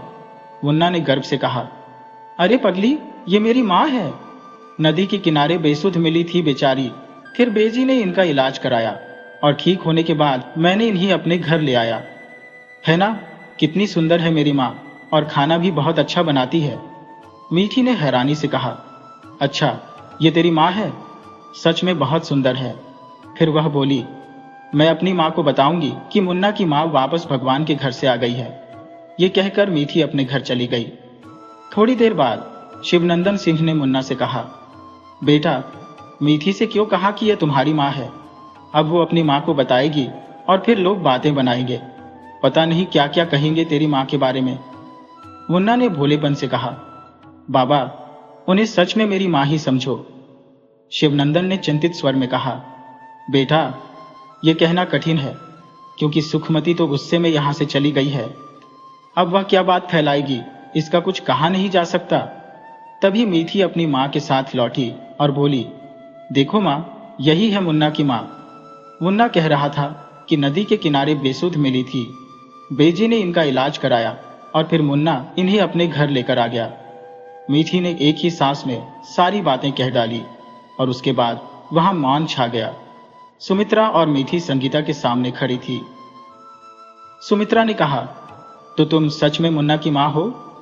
इस पर संगीता ने शांत स्वर में उत्तर दिया, नहीं बहन, मैं तो बस एक बेसहारा अनाथ हूं। मेरे माता पिता का देहांत बचपन में ही हो गया था। मामा मामी ने मुझे शरण दी, फिर मेरी शादी हुई। मेरे पति फौज में थे और युद्ध में शहीद हो गए। अब ना मामा मामी बचे हैं, ना ही ससुराल में कोई है। इसीलिए मैं अपनी जीवन लीला समाप्त करने के लिए नदी में कूद गई थी। परंतु मुझे क्या मालूम था कि मेरी किस्मत मुझे मुन्ना से मिला देगी। वह वर्षों से माँ की ममता को तरस रहा है, और अगर मैं उसे वह ममता दे सकूं तो इसमें बुराई क्या है। इतनी जल्दी इस बच्चे के साथ इतना गहरा लगाव हो गया है, जैसे वह मेरा अपना ही पुत्र हो। सुमित्रा ने संगीता की बातों को सुना और मुस्कुराते हुए बोली, बहन, यह तो अच्छा हुआ। मैं बहुत खुश हूं कि मुन्ना को तुम्हारे रूप में एक माँ मिल गई। इससे बड़ा सौभाग्य और क्या हो सकता है। खैर, अभी मुझे घर के कुछ काम निपटाने हैं, मैं फिर कभी फुर्सत में आऊंगी। यह कहते हुए सुमित्रा वहां से चली गई और मुन्ना और मीठी खेलने में लग गए। इसी बीच गांव के कुछ बुजुर्ग शिवनंदन के घर आ पहुंचे। उनमें से एक ने आवाज लगाई, प्रधान जी, बाहर आइए जरा। शिवनंदन सिंह बाहर आए और पूछा, अरे आप लोग, कहिए क्या बात है? एक बुजुर्ग ने कहा, बात तो कुछ गंभीर है, लेकिन समझ नहीं आ रहा है कहां से शुरू करूं। आप हमारे गांव के सम्मानित व्यक्ति हैं, आपसे ऐसी उम्मीद नहीं थी। शिवनंदन सिंह ने चौंक कर पूछा, ऐसा क्या हुआ? आखिर मेरी क्या गलती है? बुजुर्ग ने कहा, आपकी महाराजन सुखमती ने पूरे गांव में यह खबर फैला दी है कि आपके घर में कोई अज्ञात लड़की रह रही है, जिसे आप मुन्ना की मां कह रही है। बिना विवाह के किसी स्त्री को अपने घर में रखना उचित नहीं है। यह आपके जैसे प्रतिष्ठित व्यक्ति को शोभा नहीं देता। हम तो आपसे आग्रह कर रहे थे कि मुन्ना के लिए दूसरी शादी कर लीजिए, लेकिन आप तैयार नहीं हुए। आपने कहा कि सौतेली मां का व्यवहार मुन्ना के साथ कैसा होगा, कहा नहीं जा सकता। लेकिन अब इस लड़की का आपके घर में रहना ठीक नहीं है। समाज में लोग क्या कहेंगे? शिवनंदन सिंह ने गंभीरता से उत्तर दिया, तो ये है आपकी समस्या। मैं जल्द ही इसका समाधान करता हूं। आप लोग निश्चिंत होकर जाइए और कुछ जलपान कर लीजिए, मैं अभी लाता हूं। बुजुर्गों में से एक ने कठोर स्वर में कहा, नहीं ठाकुर साहब, जब तक आपकी समस्या का निपटारा नहीं हो जाता, हम आपके घर का जल भी ग्रहण नहीं करेंगे। शिवनंदन सिंह का मन भारी हो गया। उनके हृदय में ग्लानि और पीड़ा का संचार हो गया। वह अपने आप को इस स्थिति में बेहद असहाय महसूस कर रहे थे, किंतु उनके पास और कोई उपाय भी नहीं था। शिवनंदन सिंह ने सबको विनम्रता से हाथ जोड़कर राम राम कहा और माफी मांगते हुए विदाई ली। परंतु शिवनंदन सिंह गहरी अंतर्द्वंद्व में उलझे हुए थे। उनके मन में यह प्रश्न लगातार उठ रहा था कि संगीता से जाने को कैसे कहें, और यदि कह भी दिया तो मुन्ना का क्या होगा। अब उनके भीतर संतान का मोह एक कठोर पीड़ा बनकर उभर रहा था। संतान का मोह अत्यंत पीड़ादायक होता है, और अब वे उस मोह से मुक्ति पाने का कोई रास्ता ढूंढने लगे। विचारों की इस भीषण जकड़ में फंसे शिवनंदन सिंह की स्थिति चिंताजनक थी। तभी दिनों काका खेतों से दोपहर के भोजन के लिए लौटे और उन्होंने शिवनंदन सिंह को इतनी गहरी चिंता में डूबे देखा। दिनों काका ने पूछ ही लिया, मालिक, आप इतनी गहरी चिंता में क्यों हैं? ऐसी कौन सी बात है जो आपको इतनी पीड़ा दे रही है? मैंने आपको पहले कभी इस तरह नहीं देखा। शिवनंदन सिंह ने आह भरते हुए कहा, क्या बताऊं काका, एक विकराल समस्या मेरे सामने आ खड़ी हुई है। दिनों काका ने जिज्ञासावश कहा, ऐसा क्या हो गया मालिक? कौन सी विपत्ति आ गई? क्या सुखमती महाराज ने फिर कोई शरारत की है? शिवनंदन ने उत्तर दिया, हाँ काका, अभी थोड़ी देर पहले गांव के कुछ बुजुर्ग आए थे। उन्होंने कहा कि जब तक संगीता को घर से बाहर नहीं भेजोगे, तब तक वे मेरे घर का पानी भी नहीं पिएंगे। ये सुनकर दिनों काका ने सांत्वना भरे स्वर में कहा, मालिक, दुनिया तो अपने स्वार्थ के लिए कुछ भी कह देती है। आप इनकी चिंता मत कीजिए। बस ये बताइए, क्या संगीता ने इनकी बातें सुनी? शिवनंदन सिंह ने हल्की राहत की सांस लेते हुए कहा, नहीं काका, संगीता इन बातों से बिल्कुल अनजान है। मुन्ना, शेरू और मीठी नदी किनारे उसे ले गए थे। दिनों काका ने संतोष से कहा, अच्छा हुआ मालिक। यदि संगीता बिटिया यह सब सुन लेती तो उसके मन पर क्या गुजरती, हम सोच भी नहीं सकते। इसी दौरान संगीता, मुन्ना, शेरू और मीठी नदी किनारे से लौट आए। घर में पुनः हलचल और चहल पहल लौट आई। उसी वक्त दिनों काका बोले, बिटिया, खाना तैयार हो गया क्या? संगीता ने जवाब दिया, हाँ काका, मैंने सब कुछ पहले ही तैयार कर दिया था, अब परोसने जा रही हो। तभी उसने बच्चों से कहा, चलो हाथ मुंह धोकर खाना खाओ। मीठी बोली, लेकिन मुन्ना की माँ, मुझे घर जाना होगा। मेरी माँ इंतजार कर रही होगी, बहुत देर हो चुकी है। उसी वक्त मीठी की माँ सुमित्रा उसे बुलाने आ गई। संगीता ने सुमित्रा से कहा, चलो सुमित्रा बहन, तुम भी खाना खा लो। पर सुमित्रा ने इनकार कर दिया, नहीं बहन, फिर कभी। आज तो मैं सिर्फ मीठी को लेने आई हूं। लेकिन कल तुमने बातचीत में बताया था कि तुम्हें दही वाली तली मिर्च बहुत पसंद है, पर तुम उसे बनाना नहीं जानती। आज अगर बना लिया होता तो जरूर चखने का मन था। संगीता मुस्कुराते हुए बोली, और क्या क्या बनाया है तुमने? तो संगीता ने जवाब दिया, कुछ खास नहीं, काली दाल, हरी धनिया की चटनी, आलू का भरता, तली मिर्च और बाजरे की रोटी। सुमित्रा हंसते हुए बोली, क्या बहन, इतना सारा बना लिया और कह रही हो कि कुछ खास नहीं? ऐसा करो, मुझे दही वाली तली मिर्च दे दो, बाकी का खाना फिर कभी खाऊंगी। संगीता ने कहा, ठीक है, मैं अभी लाती हूं। वह अंदर गई और तली मिर्च लाकर सुमित्रा को दे दी। सुमित्रा मिर्च लेकर मीठी के साथ घर चली गई। घर के बाकी लोगों ने दोपहर का खाना खाया और फिर अपने अपने कामों में व्यस्त हो गए। शाम ढलने को थी। रधिया शाम के बर्तन मांजने आ चुकी थी। दिनों काका पशुओं को दाना पानी दे रहे थे, तभी सुमित्रा के घर से सुखमती महाराज जी आ गई। उन्होंने सुमित्रा से सवाल किया, अरे बहू, कब लौटी मायके से? सुमित्रा बोली, कल सुबह ही लौटी हो काकी। सुखमती कहने लगी, अच्छा, आ तो गई हो, लेकिन क्या तुम्हें अपने पड़ोस के बारे में कुछ खबर है? सुमित्रा ने चौंकते हुए पूछा, क्या हुआ काकी, सब ठीक तो है? सुखमती ने लंबी सांस भरते हुए कहा, बेचारे मुन्ना को मां मिल गई है, कब से ममता के लिए तरस रहा था। अब देखो वह कितना खुश है, संगीता भी तो उस पर अपनी जान छिड़कती है। कहीं नजर न लगे इस मां बेटे के प्यार को।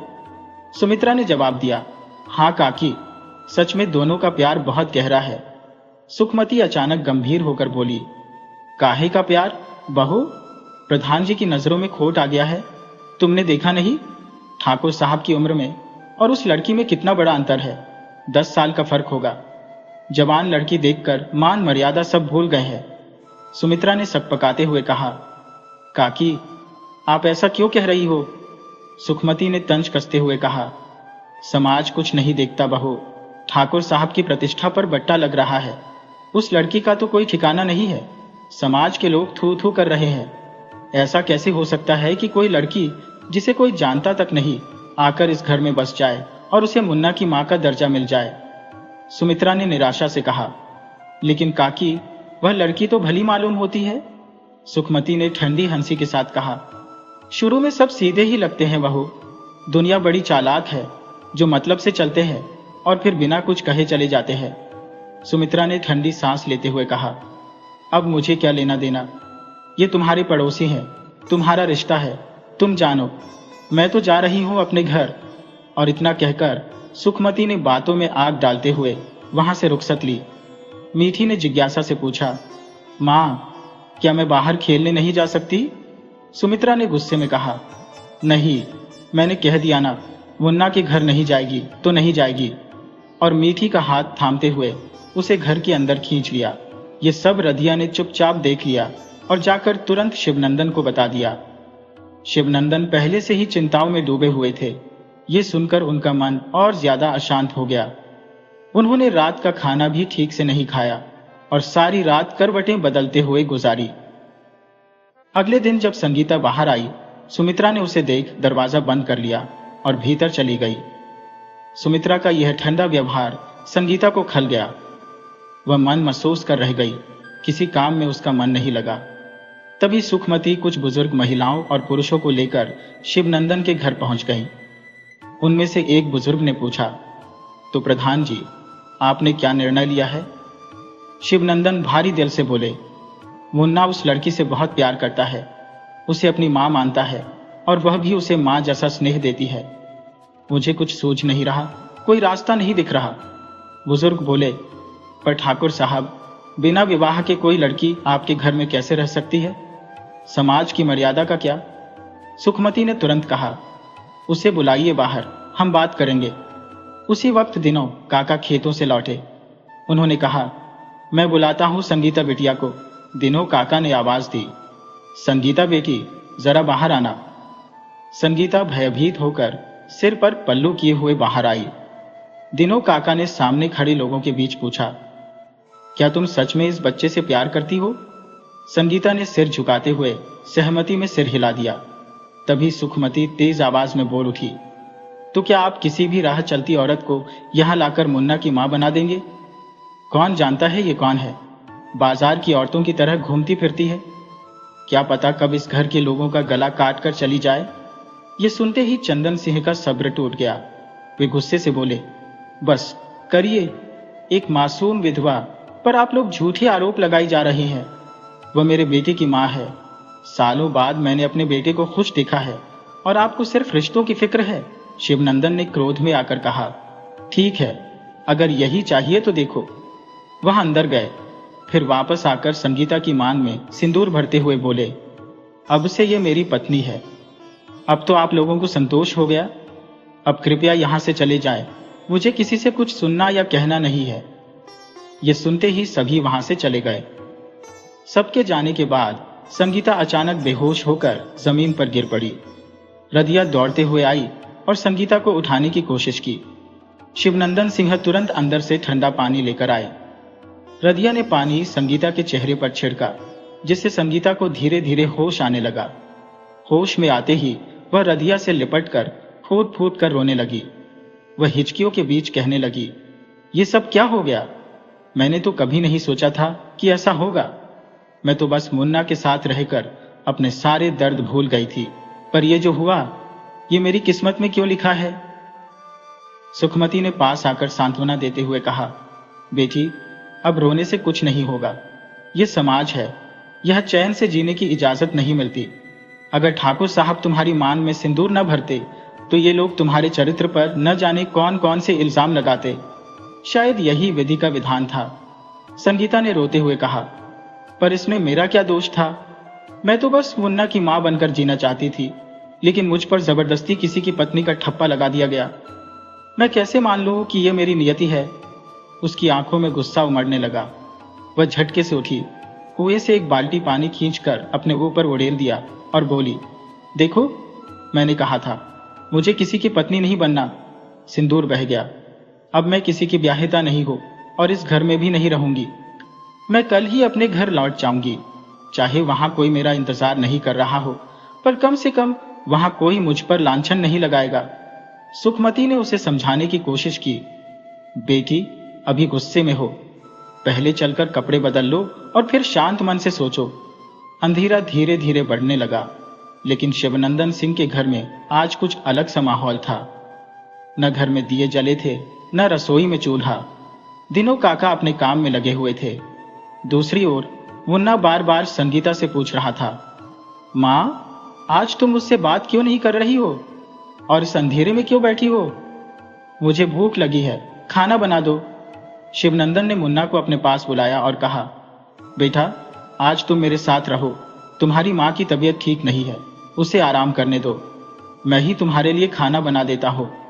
मुन्ना ने भोलेपन से जवाब दिया, ठीक है बाबा, मुझे नहीं पता था कि मां ठीक नहीं है। अब मैं उसे परेशान नहीं करूंगा।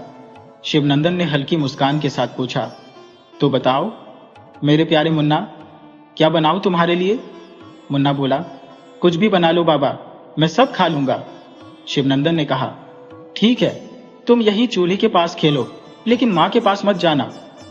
मुन्ना बाहर चला गया और फिर सिर झुकाए बाड़े में जाकर खेलने लगा। शिवनंदन ने खाना बनाया और दिनों काका और मुन्ना को परोस दिया।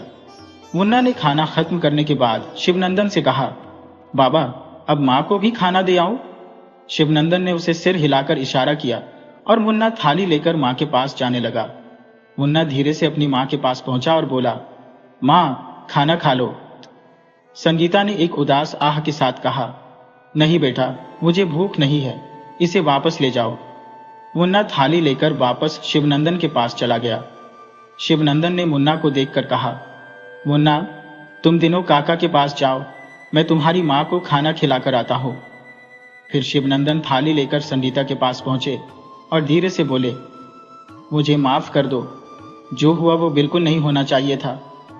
मैं जानता हूं कि आज तुम्हें मेरे कारण बहुत पीड़ा हुई है, लेकिन कृपया अपना गुस्सा खाने पर मत निकालो। संगीता की आंखें क्रोध से जल उठी। वह तीखे शब्दों में बोली, यह सब आपने जानबूझकर किया है? आपके दिल में कैसे यह ख्याल आया कि मैं आपसे विवाह कर लूंगी, सिर्फ इसलिए कि मैं विधवा हूं? इसका मतलब यह नहीं कि कोई भी आकर मुझ पर दावा ठोक दे और मुझे अपनी पत्नी बना ले। मैं अपने दिवंगत पति से आज भी उतना ही प्रेम करती हूँ जितना पहले करती थी, और यही प्रेम जीवन भर रहेगा।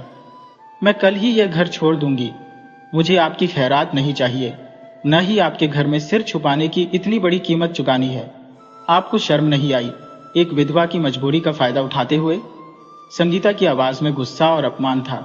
वह बोली, आपने सबके सामने मेरी मांग में सिंदूर भर दिया, अब मैं अपनी आत्मा को क्या जवाब दूंगी? मैं अपने आप से ही शर्मिंदा हूं। और ये खाना लेकर आप मेरे पास किस सांत्वना की उम्मीद से आए हैं?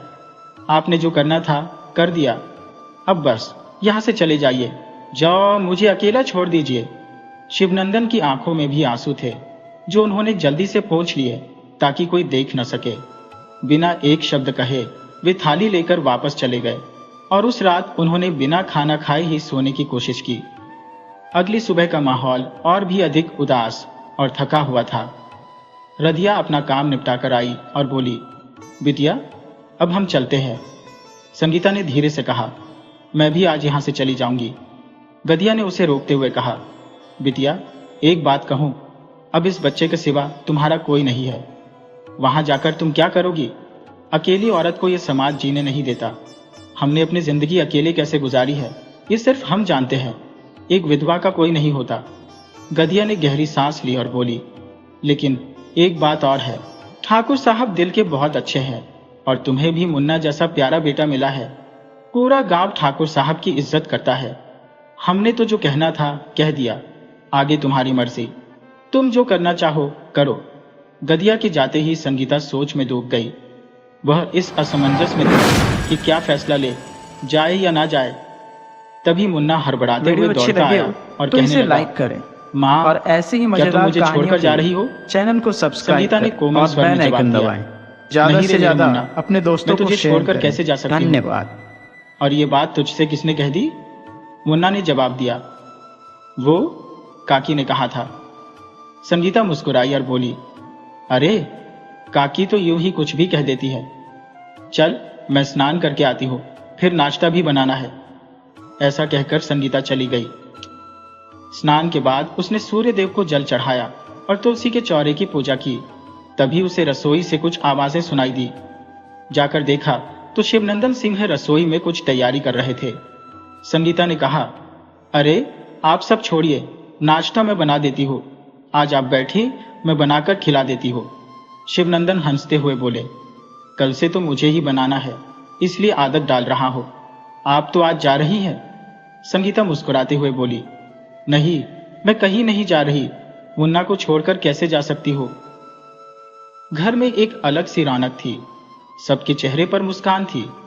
इसी बीच सुमित्रा हाथ में कुछ सामान लिए संगीता के पास आई और बोली, संगीता बहन, मैं मंदिर से ये लाल चूड़ियां और सिंदूर लाई हो। क्या मैं तुम्हारी मांग में इसे भर दूं और चूड़ियां तुम्हारी कलाई में पहना दो? संगीता हैरान होकर बोली, बहन ये सब क्यों? मैं तो अभी कल की घटना से उभर भी नहीं पाई हो और तुम ये सब लेकर आ गई हो। सुमित्रा ने उसे समझाया, बहन ये सब करने से लोग सवाल उठाना बंद कर देंगे। समाज का मुंह बंद करने के लिए यह जरूरी है। सुमित्रा ने संगीता की मांग में सिंदूर भरा और उसकी कलाइयों में लाल चूड़ियां पहनाकर चली गई। संगीता तुरंत अंदर भागी और आईने में खुद को देखने लगी। अपनी मांग में सिंदूर और कलाई में चूड़ियां देखकर उसे अच्छा महसूस हुआ। तभी दोपहर के खाने पर काका आए। उन्होंने संगीता को इस रूप में देखकर कहा, अरे बहुत सुंदर लग रही हो बेटी, भगवान तुम्हें हमेशा खुश रखे। संगीता हल्की सी मुस्कान के साथ सिर झुकाकर उनके पास बैठ गई। संगीता ने सुमित्रा से उदासी में कहा, बहन ये सब क्यों? सुमित्रा ने जवाब दिया, देख बहन, ये सब करने से लोग तुझ पर उंगली उठाना बंद कर देंगे। समाज का मुंह बंद हो जाएगा और इसमें बुरा क्या है? फिर सुमित्रा ने संगीता की मांग में सिंदूर भरा और उसकी कलाई में लाल चूड़ियां पहनाकर चली गई। संगीता तुरंत अंदर भागी और आईने में खुद को देखा। सिंदूर से भरी मांग और कलाई में चमकती चूड़ियां देखकर उसका दिल प्रसन्न हो उठा। दोपहर में काका भोजन के लिए पहुंचे। संगीता को इस रूप में देखकर उन्होंने कहा, बहुत सुंदर लग रही हो बेटी, भगवान हमेशा खुश रखे। संगीता हल्के से सिर झुकाकर बोली, काका खाना लेकर आती हूं। काका मन ही मन मुस्कुराते हुए बोले, बेटी यही सही है तुम्हारे लिए, यहां तुम हमेशा खुश रहोगी। शिवनंदन सिंह जब रसोई में भोजन करने पहुंचे और संगीता का रूप देखा तो वे अंदर ही अंदर खुशी महसूस कर रहे थे। शाम को रतिया बर्तन मांजने आई और उसने पूछा, बिटिया तुम गई नहीं? संगीता ने जवाब दिया, मुन्ने का मुंह देखकर नहीं जा पाई काकी। रतिया मुस्कुराते हुए बोली, बिटिया यही सही है, मांग में सिंदूर भरकर तो तुम बहुत अच्छी लग रही हो, हमेशा इस श्रृंगार में दिखा करो। काकी के आशीर्वाद के साथ संगीता ने सुहागन के रूप में रहना शुरू कर दिया, लेकिन उसके मन में शिवनंदन के प्रति नाराजगी अब भी बाकी थी। 2 महीने बीत गए और संगीता ने घर को जैसे नया जीवन दे दिया। आंगन हरा भरा हो गया। उसने कई जगह फूलों के पौधे लगाए और सब्जियां भी उगाई। आने वाला हर व्यक्ति इस बदलाव से मंत्रमुग्ध हो जाता और कहता, ठाकुर साहब आपने सही कहा था, घर में औरत के बिना कोई रौनक नहीं होती। शिवनंदन यह सुनकर खुश होते, लेकिन जब वे संगीता की नाराजगी महसूस करते तो उनका मन उदास हो जाता। वे अक्सर संगीता को दूर से निहारते, लेकिन जैसे ही संगीता की नजर उन पर पड़ती, वे अपनी नजरें हटा लेते। घर के लोग ये समझ रहे थे कि शिवनंदन और संगीता के बीच की दूरियां मिटनी चाहिए। अगर भगवान ने दोनों को जोड़ा है तो ये गांठ क्यों बनी हुई है। वक्त बीतता गया और शिवनंदन के मन में संगीता के लिए प्रेम और बढ़ता गया। आखिरकार संगीता के आने से उनके जीवन और घर में खुशहाली लौट आई थी।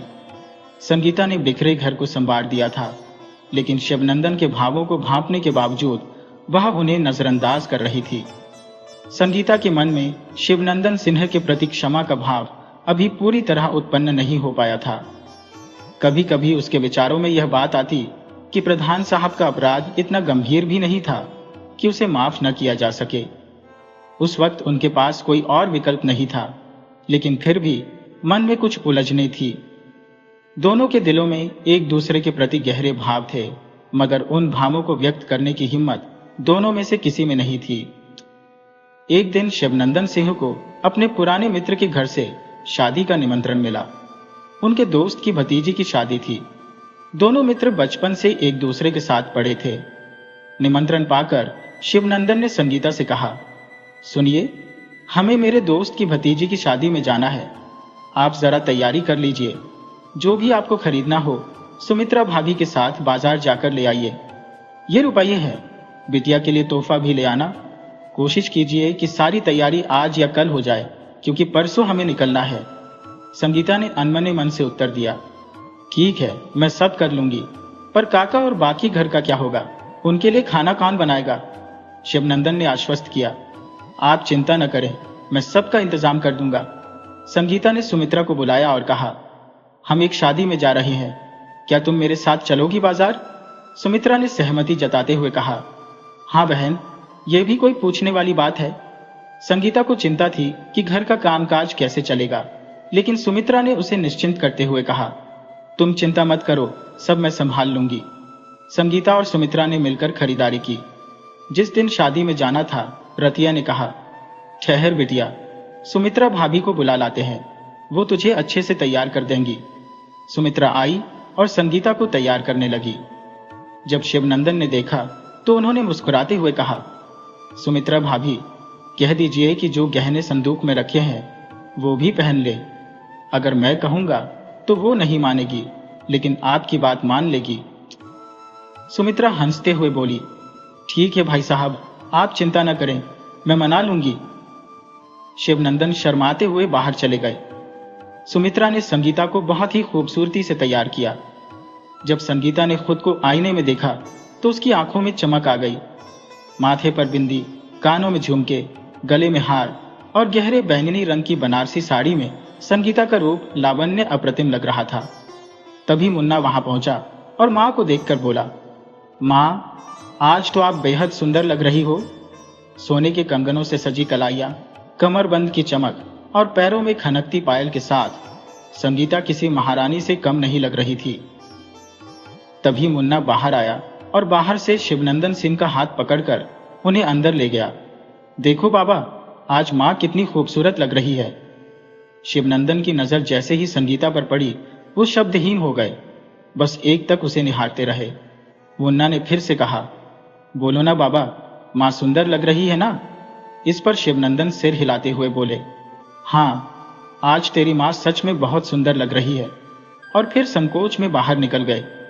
सुमित्रा और दिया ने शिवनंदन के भावों को पहले ही समझ लिया था। तांगे में सामान लादा जा रहा था और सब यात्रा के लिए तैयार हो रहे थे। बाहर आते ही संगीता ने सुमित्रा से कहा, अच्छा बहन, अब चलती हो, घर का ध्यान रखना। और इतना कहकर वो तांगे पर जा बैठी। तांगा चल पड़ा अपनी मंजिल की ओर। 30-40 किलोमीटर की यात्रा थी और रास्ता बेहद मनोरम था। कभी पोखरों में तैरते गुलाबी फूल दिखते तो कभी खेतों में मेहनत करते लोग। घने पेड़ों की छांव राहत देती और झाड़ियों के वीरान हिस्से एकांत का एहसास कराते।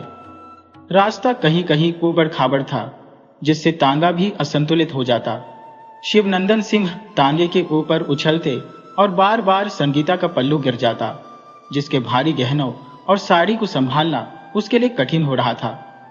जब भी उसका पल्लू गिरता, शिवनंदन उसे एक नजर में निहार लेते और संगीता इस बात को महसूस कर भी नजरअंदाज करती रही।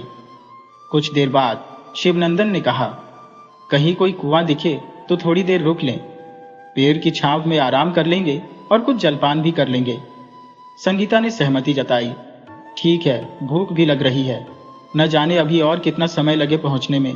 जल्द ही एक जगह कुआं दिखा और पैरों की छांव में तांगे वाला बोला, यह जगह ठीक रहेगी, यहां तांगा रोक दो। संगीता ने कहा, हाँ क्यों नहीं। तांगे वाले ने तांगा रोक दिया और संयोग से वहां पहले से एक और तांगा खड़ा था। वह तांगा भी गांव के लोगों का था जो उसी शादी में जा रहे थे, लेकिन वे जल्दी रवाना हो गए। तांगे वाले ने अपने तांगे से बाल्टी निकालकर पानी भरा, सबने हाथ मुंह धोया। संगीता ने आलू की सब्जी और पूरियां निकाली, साथ में घर का बना आम का अचार भी था। सबने मिलकर भोजन किया और फिर कुछ देर विश्राम किया। इसके बाद तांगा फिर से अपनी यात्रा पर निकल पड़ा। रास्ते में हल्की चढ़ाई थी और सूरज अपनी तपिश बिखेर रहा था। अब मुन्ना संगीता की गोद में सिर रखकर सो चुका था और संगीता भी धीरे धीरे नींद में डूब रही थी। अब सब कुछ शांत हो गया था और संगीता शिवनंदन के कंधे पर सिर टिकाए सो रही थी। थोड़ी देर बाद जब संगीता की आंख खुली, उसने खुद को शिवनंदन के कंधे से सटा हुआ पाया। उसे एहसास होते ही वह फौरन पीछे हट गई और क्रोध में शिवनंदन को घूरने लगी, जबकि शिवनंदन मुस्कुराते हुए दूसरी दिशा में देखने लगे। सूरज ढलने को था और यात्रा लगभग समाप्त होने वाली थी। अभी मुश्किल से 2-3 कोस की दूरी शेष थी। अचानक संगीता ने कहा, रुको रुको, तांगा रोको। शिवनंदन ने आश्चर्य से पूछा, क्या हुआ संगीता? संगीता ने उत्साहित होकर कहा, मैंने मोर देखा, उसे नजदीक से देखना चाहती हो। उसकी इस मासूमियत पर शिवनंदन हंस पड़े। संगीता ने तांगे वाले को आदेश दिया, अब आगे बढ़ाओ, मुझे कुछ नहीं देखना। लेकिन शिवनंदन ने मजाक में कहा, नहीं नहीं, हम मोर देखकर ही आगे बढ़ेंगे। चलो उतर कर देखते हैं। सभी तांगे से उतर गए और मोरों का झुंड देखने लगे। जब अंधेरा गहराने लगा तो वे सभी शादी वाले घर के करीब पहुंच गए। जैसे ही दरवाजे पर पहुंचे, संगीता ने अपना घूंघट लंबा कर लिया।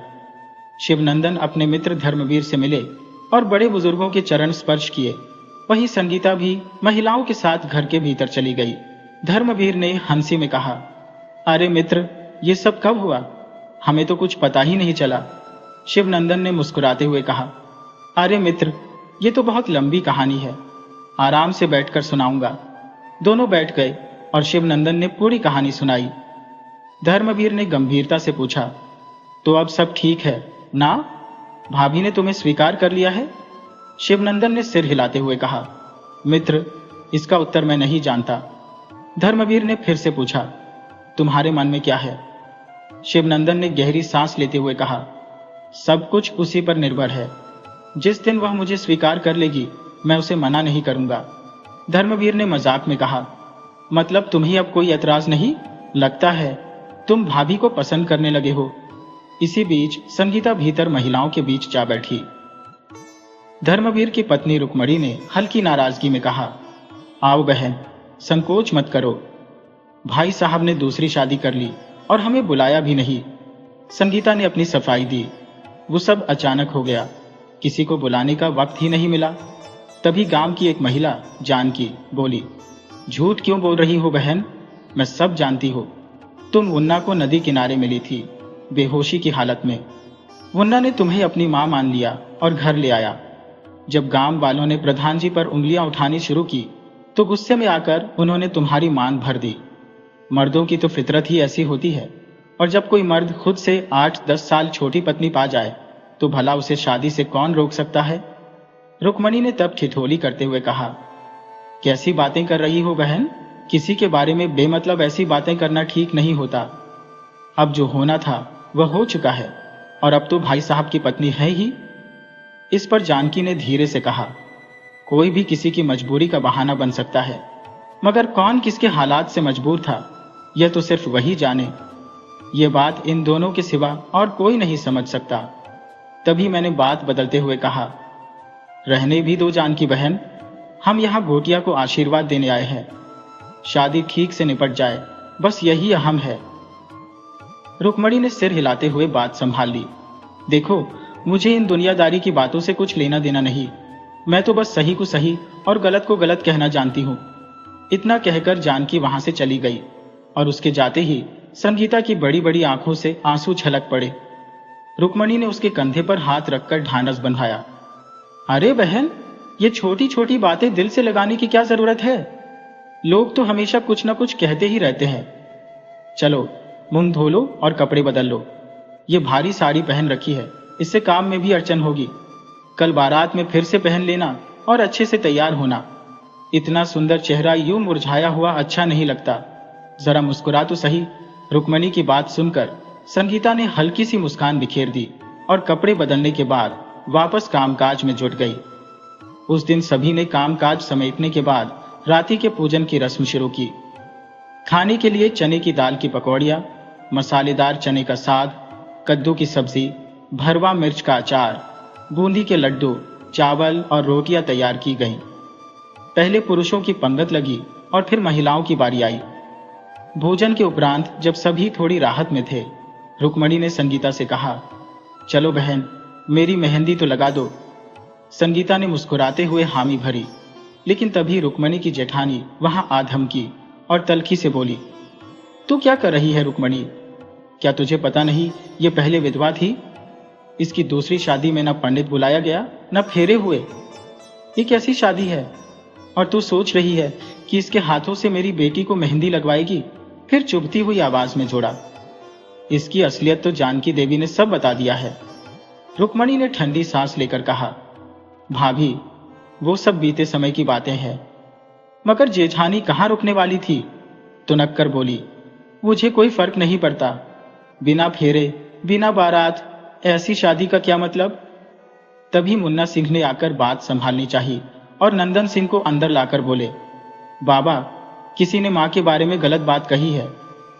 यह सुनते ही मां की आंखों में आंसू उमड़ पड़े। रुक्मणी की जेठानी ने फिर भी ताना मारते हुए कहा, गलत क्या कहा मैंने? पंडित नहीं, फेरे नहीं और न कोई बाराती, तो कैसी शादी? इतने में धर्म सिंह वहां आ पहुंचे और तीखे स्वर में बोले, मित्र, अब मैं यहां एक पल भी नहीं ठहर सकता। शिवनंदन सिंह ने उन्हें रोकने की कोशिश करते हुए कहा, अरे मित्र, ऐसा क्यों? धर्म सिंह ने दृढ़ता से जवाब दिया, जहां मेरी पत्नी का अपमान हो वहां मेरा रुकना असंभव है। मैं अपने परिवार को लेकर अभी इसी समय यहां से जा रहा हूं। क्षमा करना मित्र, मैं आपके हर कार्य में साथ देने को हमेशा तत्पर रहूंगा, मगर अब आज्ञा दें। उन्होंने संगीता को अंदर से सामान लाने को कहा और परिवार सहित तांगे पर जा बैठे। यह सब देखकर संगीता के मन में शिवनंदन के लिए गहरे भाव अंकुरित होने लगे।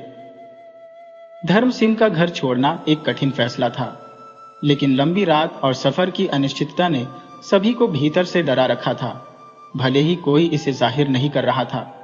सौभाग्य से उस रात चांदनी पूरी धरती पर बिछी हुई थी, जिससे रास्ता साफ दिखाई दे रहा था। मगर रात तो आखिर रात होती है और भय का साया पीछा नहीं छोड़ता। रात का सन्नाटा भयावह था। कहीं उल्लुओं की गूंजती आवाजें कानों में सिहरन भर रही थी, तो झाड़ियों के बीच रेंगते सांप जैसे किसी अनहोनी का संकेत दे रहे थे। सरसराहट की अज्ञात ध्वनि वातावरण में खौफ का माहौल रच रही थी, लेकिन सफर जारी रखना ही समझदारी थी, क्योंकि रुकने का कोई उपाय नहीं था। अचानक अंधेरे को चीरते हुए झाड़ियों के पीछे से 3 डाकू कटारें लहराते हुए निकल आए। तांगे को घेरते ही उन्होंने शिवनंदन और तांगे वाले को धर दबोचा। एक डाकू ने कठोर स्वर में कहा, जो कुछ भी है सब निकाल दो। शिवनंदन सिंह ने तुरंत अपनी घड़ी, अंगूठी, सोने की चेन और बटुआ निकालकर उनके हवाले कर दिया। मगर एक डाकू ने और भी निर्ममता से कहा, तांगे में जो औरत बैठी है उसे बोलो अपने सारे गहने दे दे, नहीं तो यही गला रेत दूंगा। ये सुनते ही संगीता साहस बटोरकर तांगे से उतरी और बोली, भैया कृपया इन्हें छोड़ दीजिए, ये रहे मेरे सारे गहने। उसका विनम्र संबोधन सुनकर डाकू हतप्रभ रह गया और बोला, तूने हमें भाई कहकर पुकारा? हमें तो कोई गाली के बिना बात नहीं करता। चिंता मत कर, हम तुझे कोई नुकसान नहीं पहुंचाएंगे। बल्कि हम में से एक तुझे तुम्हारे गांव तक छोड़ने भी जाएगा, क्योंकि आगे और भी लुटेरे हो सकते हैं। उनकी बातों के अनुरूप आधी रात तक संगीता और उसका परिवार सुरक्षित घर पहुंच गया। घर पहुंचने के बाद संगीता ने शिवनंदन से हल्के उलाहने भरे लहजे में पूछा, आखिर क्या था जो गुस्से में आधी रात को शादी का घर छोड़ आए? किसी का दिल जीतने की कोशिश थी जो अब तक पूरी नहीं हुई? शिवनंदन सिन्हा उसकी बात सुनकर गहरी मुस्कान के साथ बोले, क्या तुम जानती हो संगीता, तुम्हें मुन्ने की मां कहने का हक पाने के लिए अब तक इंतजार करता रहा हूं। यह सुनकर संगीता लजा गई, फिर हल्के स्वर में बोली, और मैं भी किसी का दिल जीतने की कोशिश में थी ताकि कोई मुझे मुन्ने के बाबा कह सके। शिवनंदन ने स्नेहिल दृष्टि से उसकी ओर देखा और प्रश्न किया, तो क्या तुम मेरे मुन्ने की मां बनोगी? क्या मुझसे सबके सामने विवाह करोगी? संगीता ने संकोच में मुस्कुराते हुए उसकी बात का उत्तर नहीं दिया, बल्कि धीरे से आगे बढ़कर शिवनंदन के गले लग गई। उस क्षण दोनों के दिल एक हो गए। अब मुन्ना को मां का सच्चा प्रेम मिल गया था और जीवन में उनकी साझेदारी पूर्ण हो चुकी थी।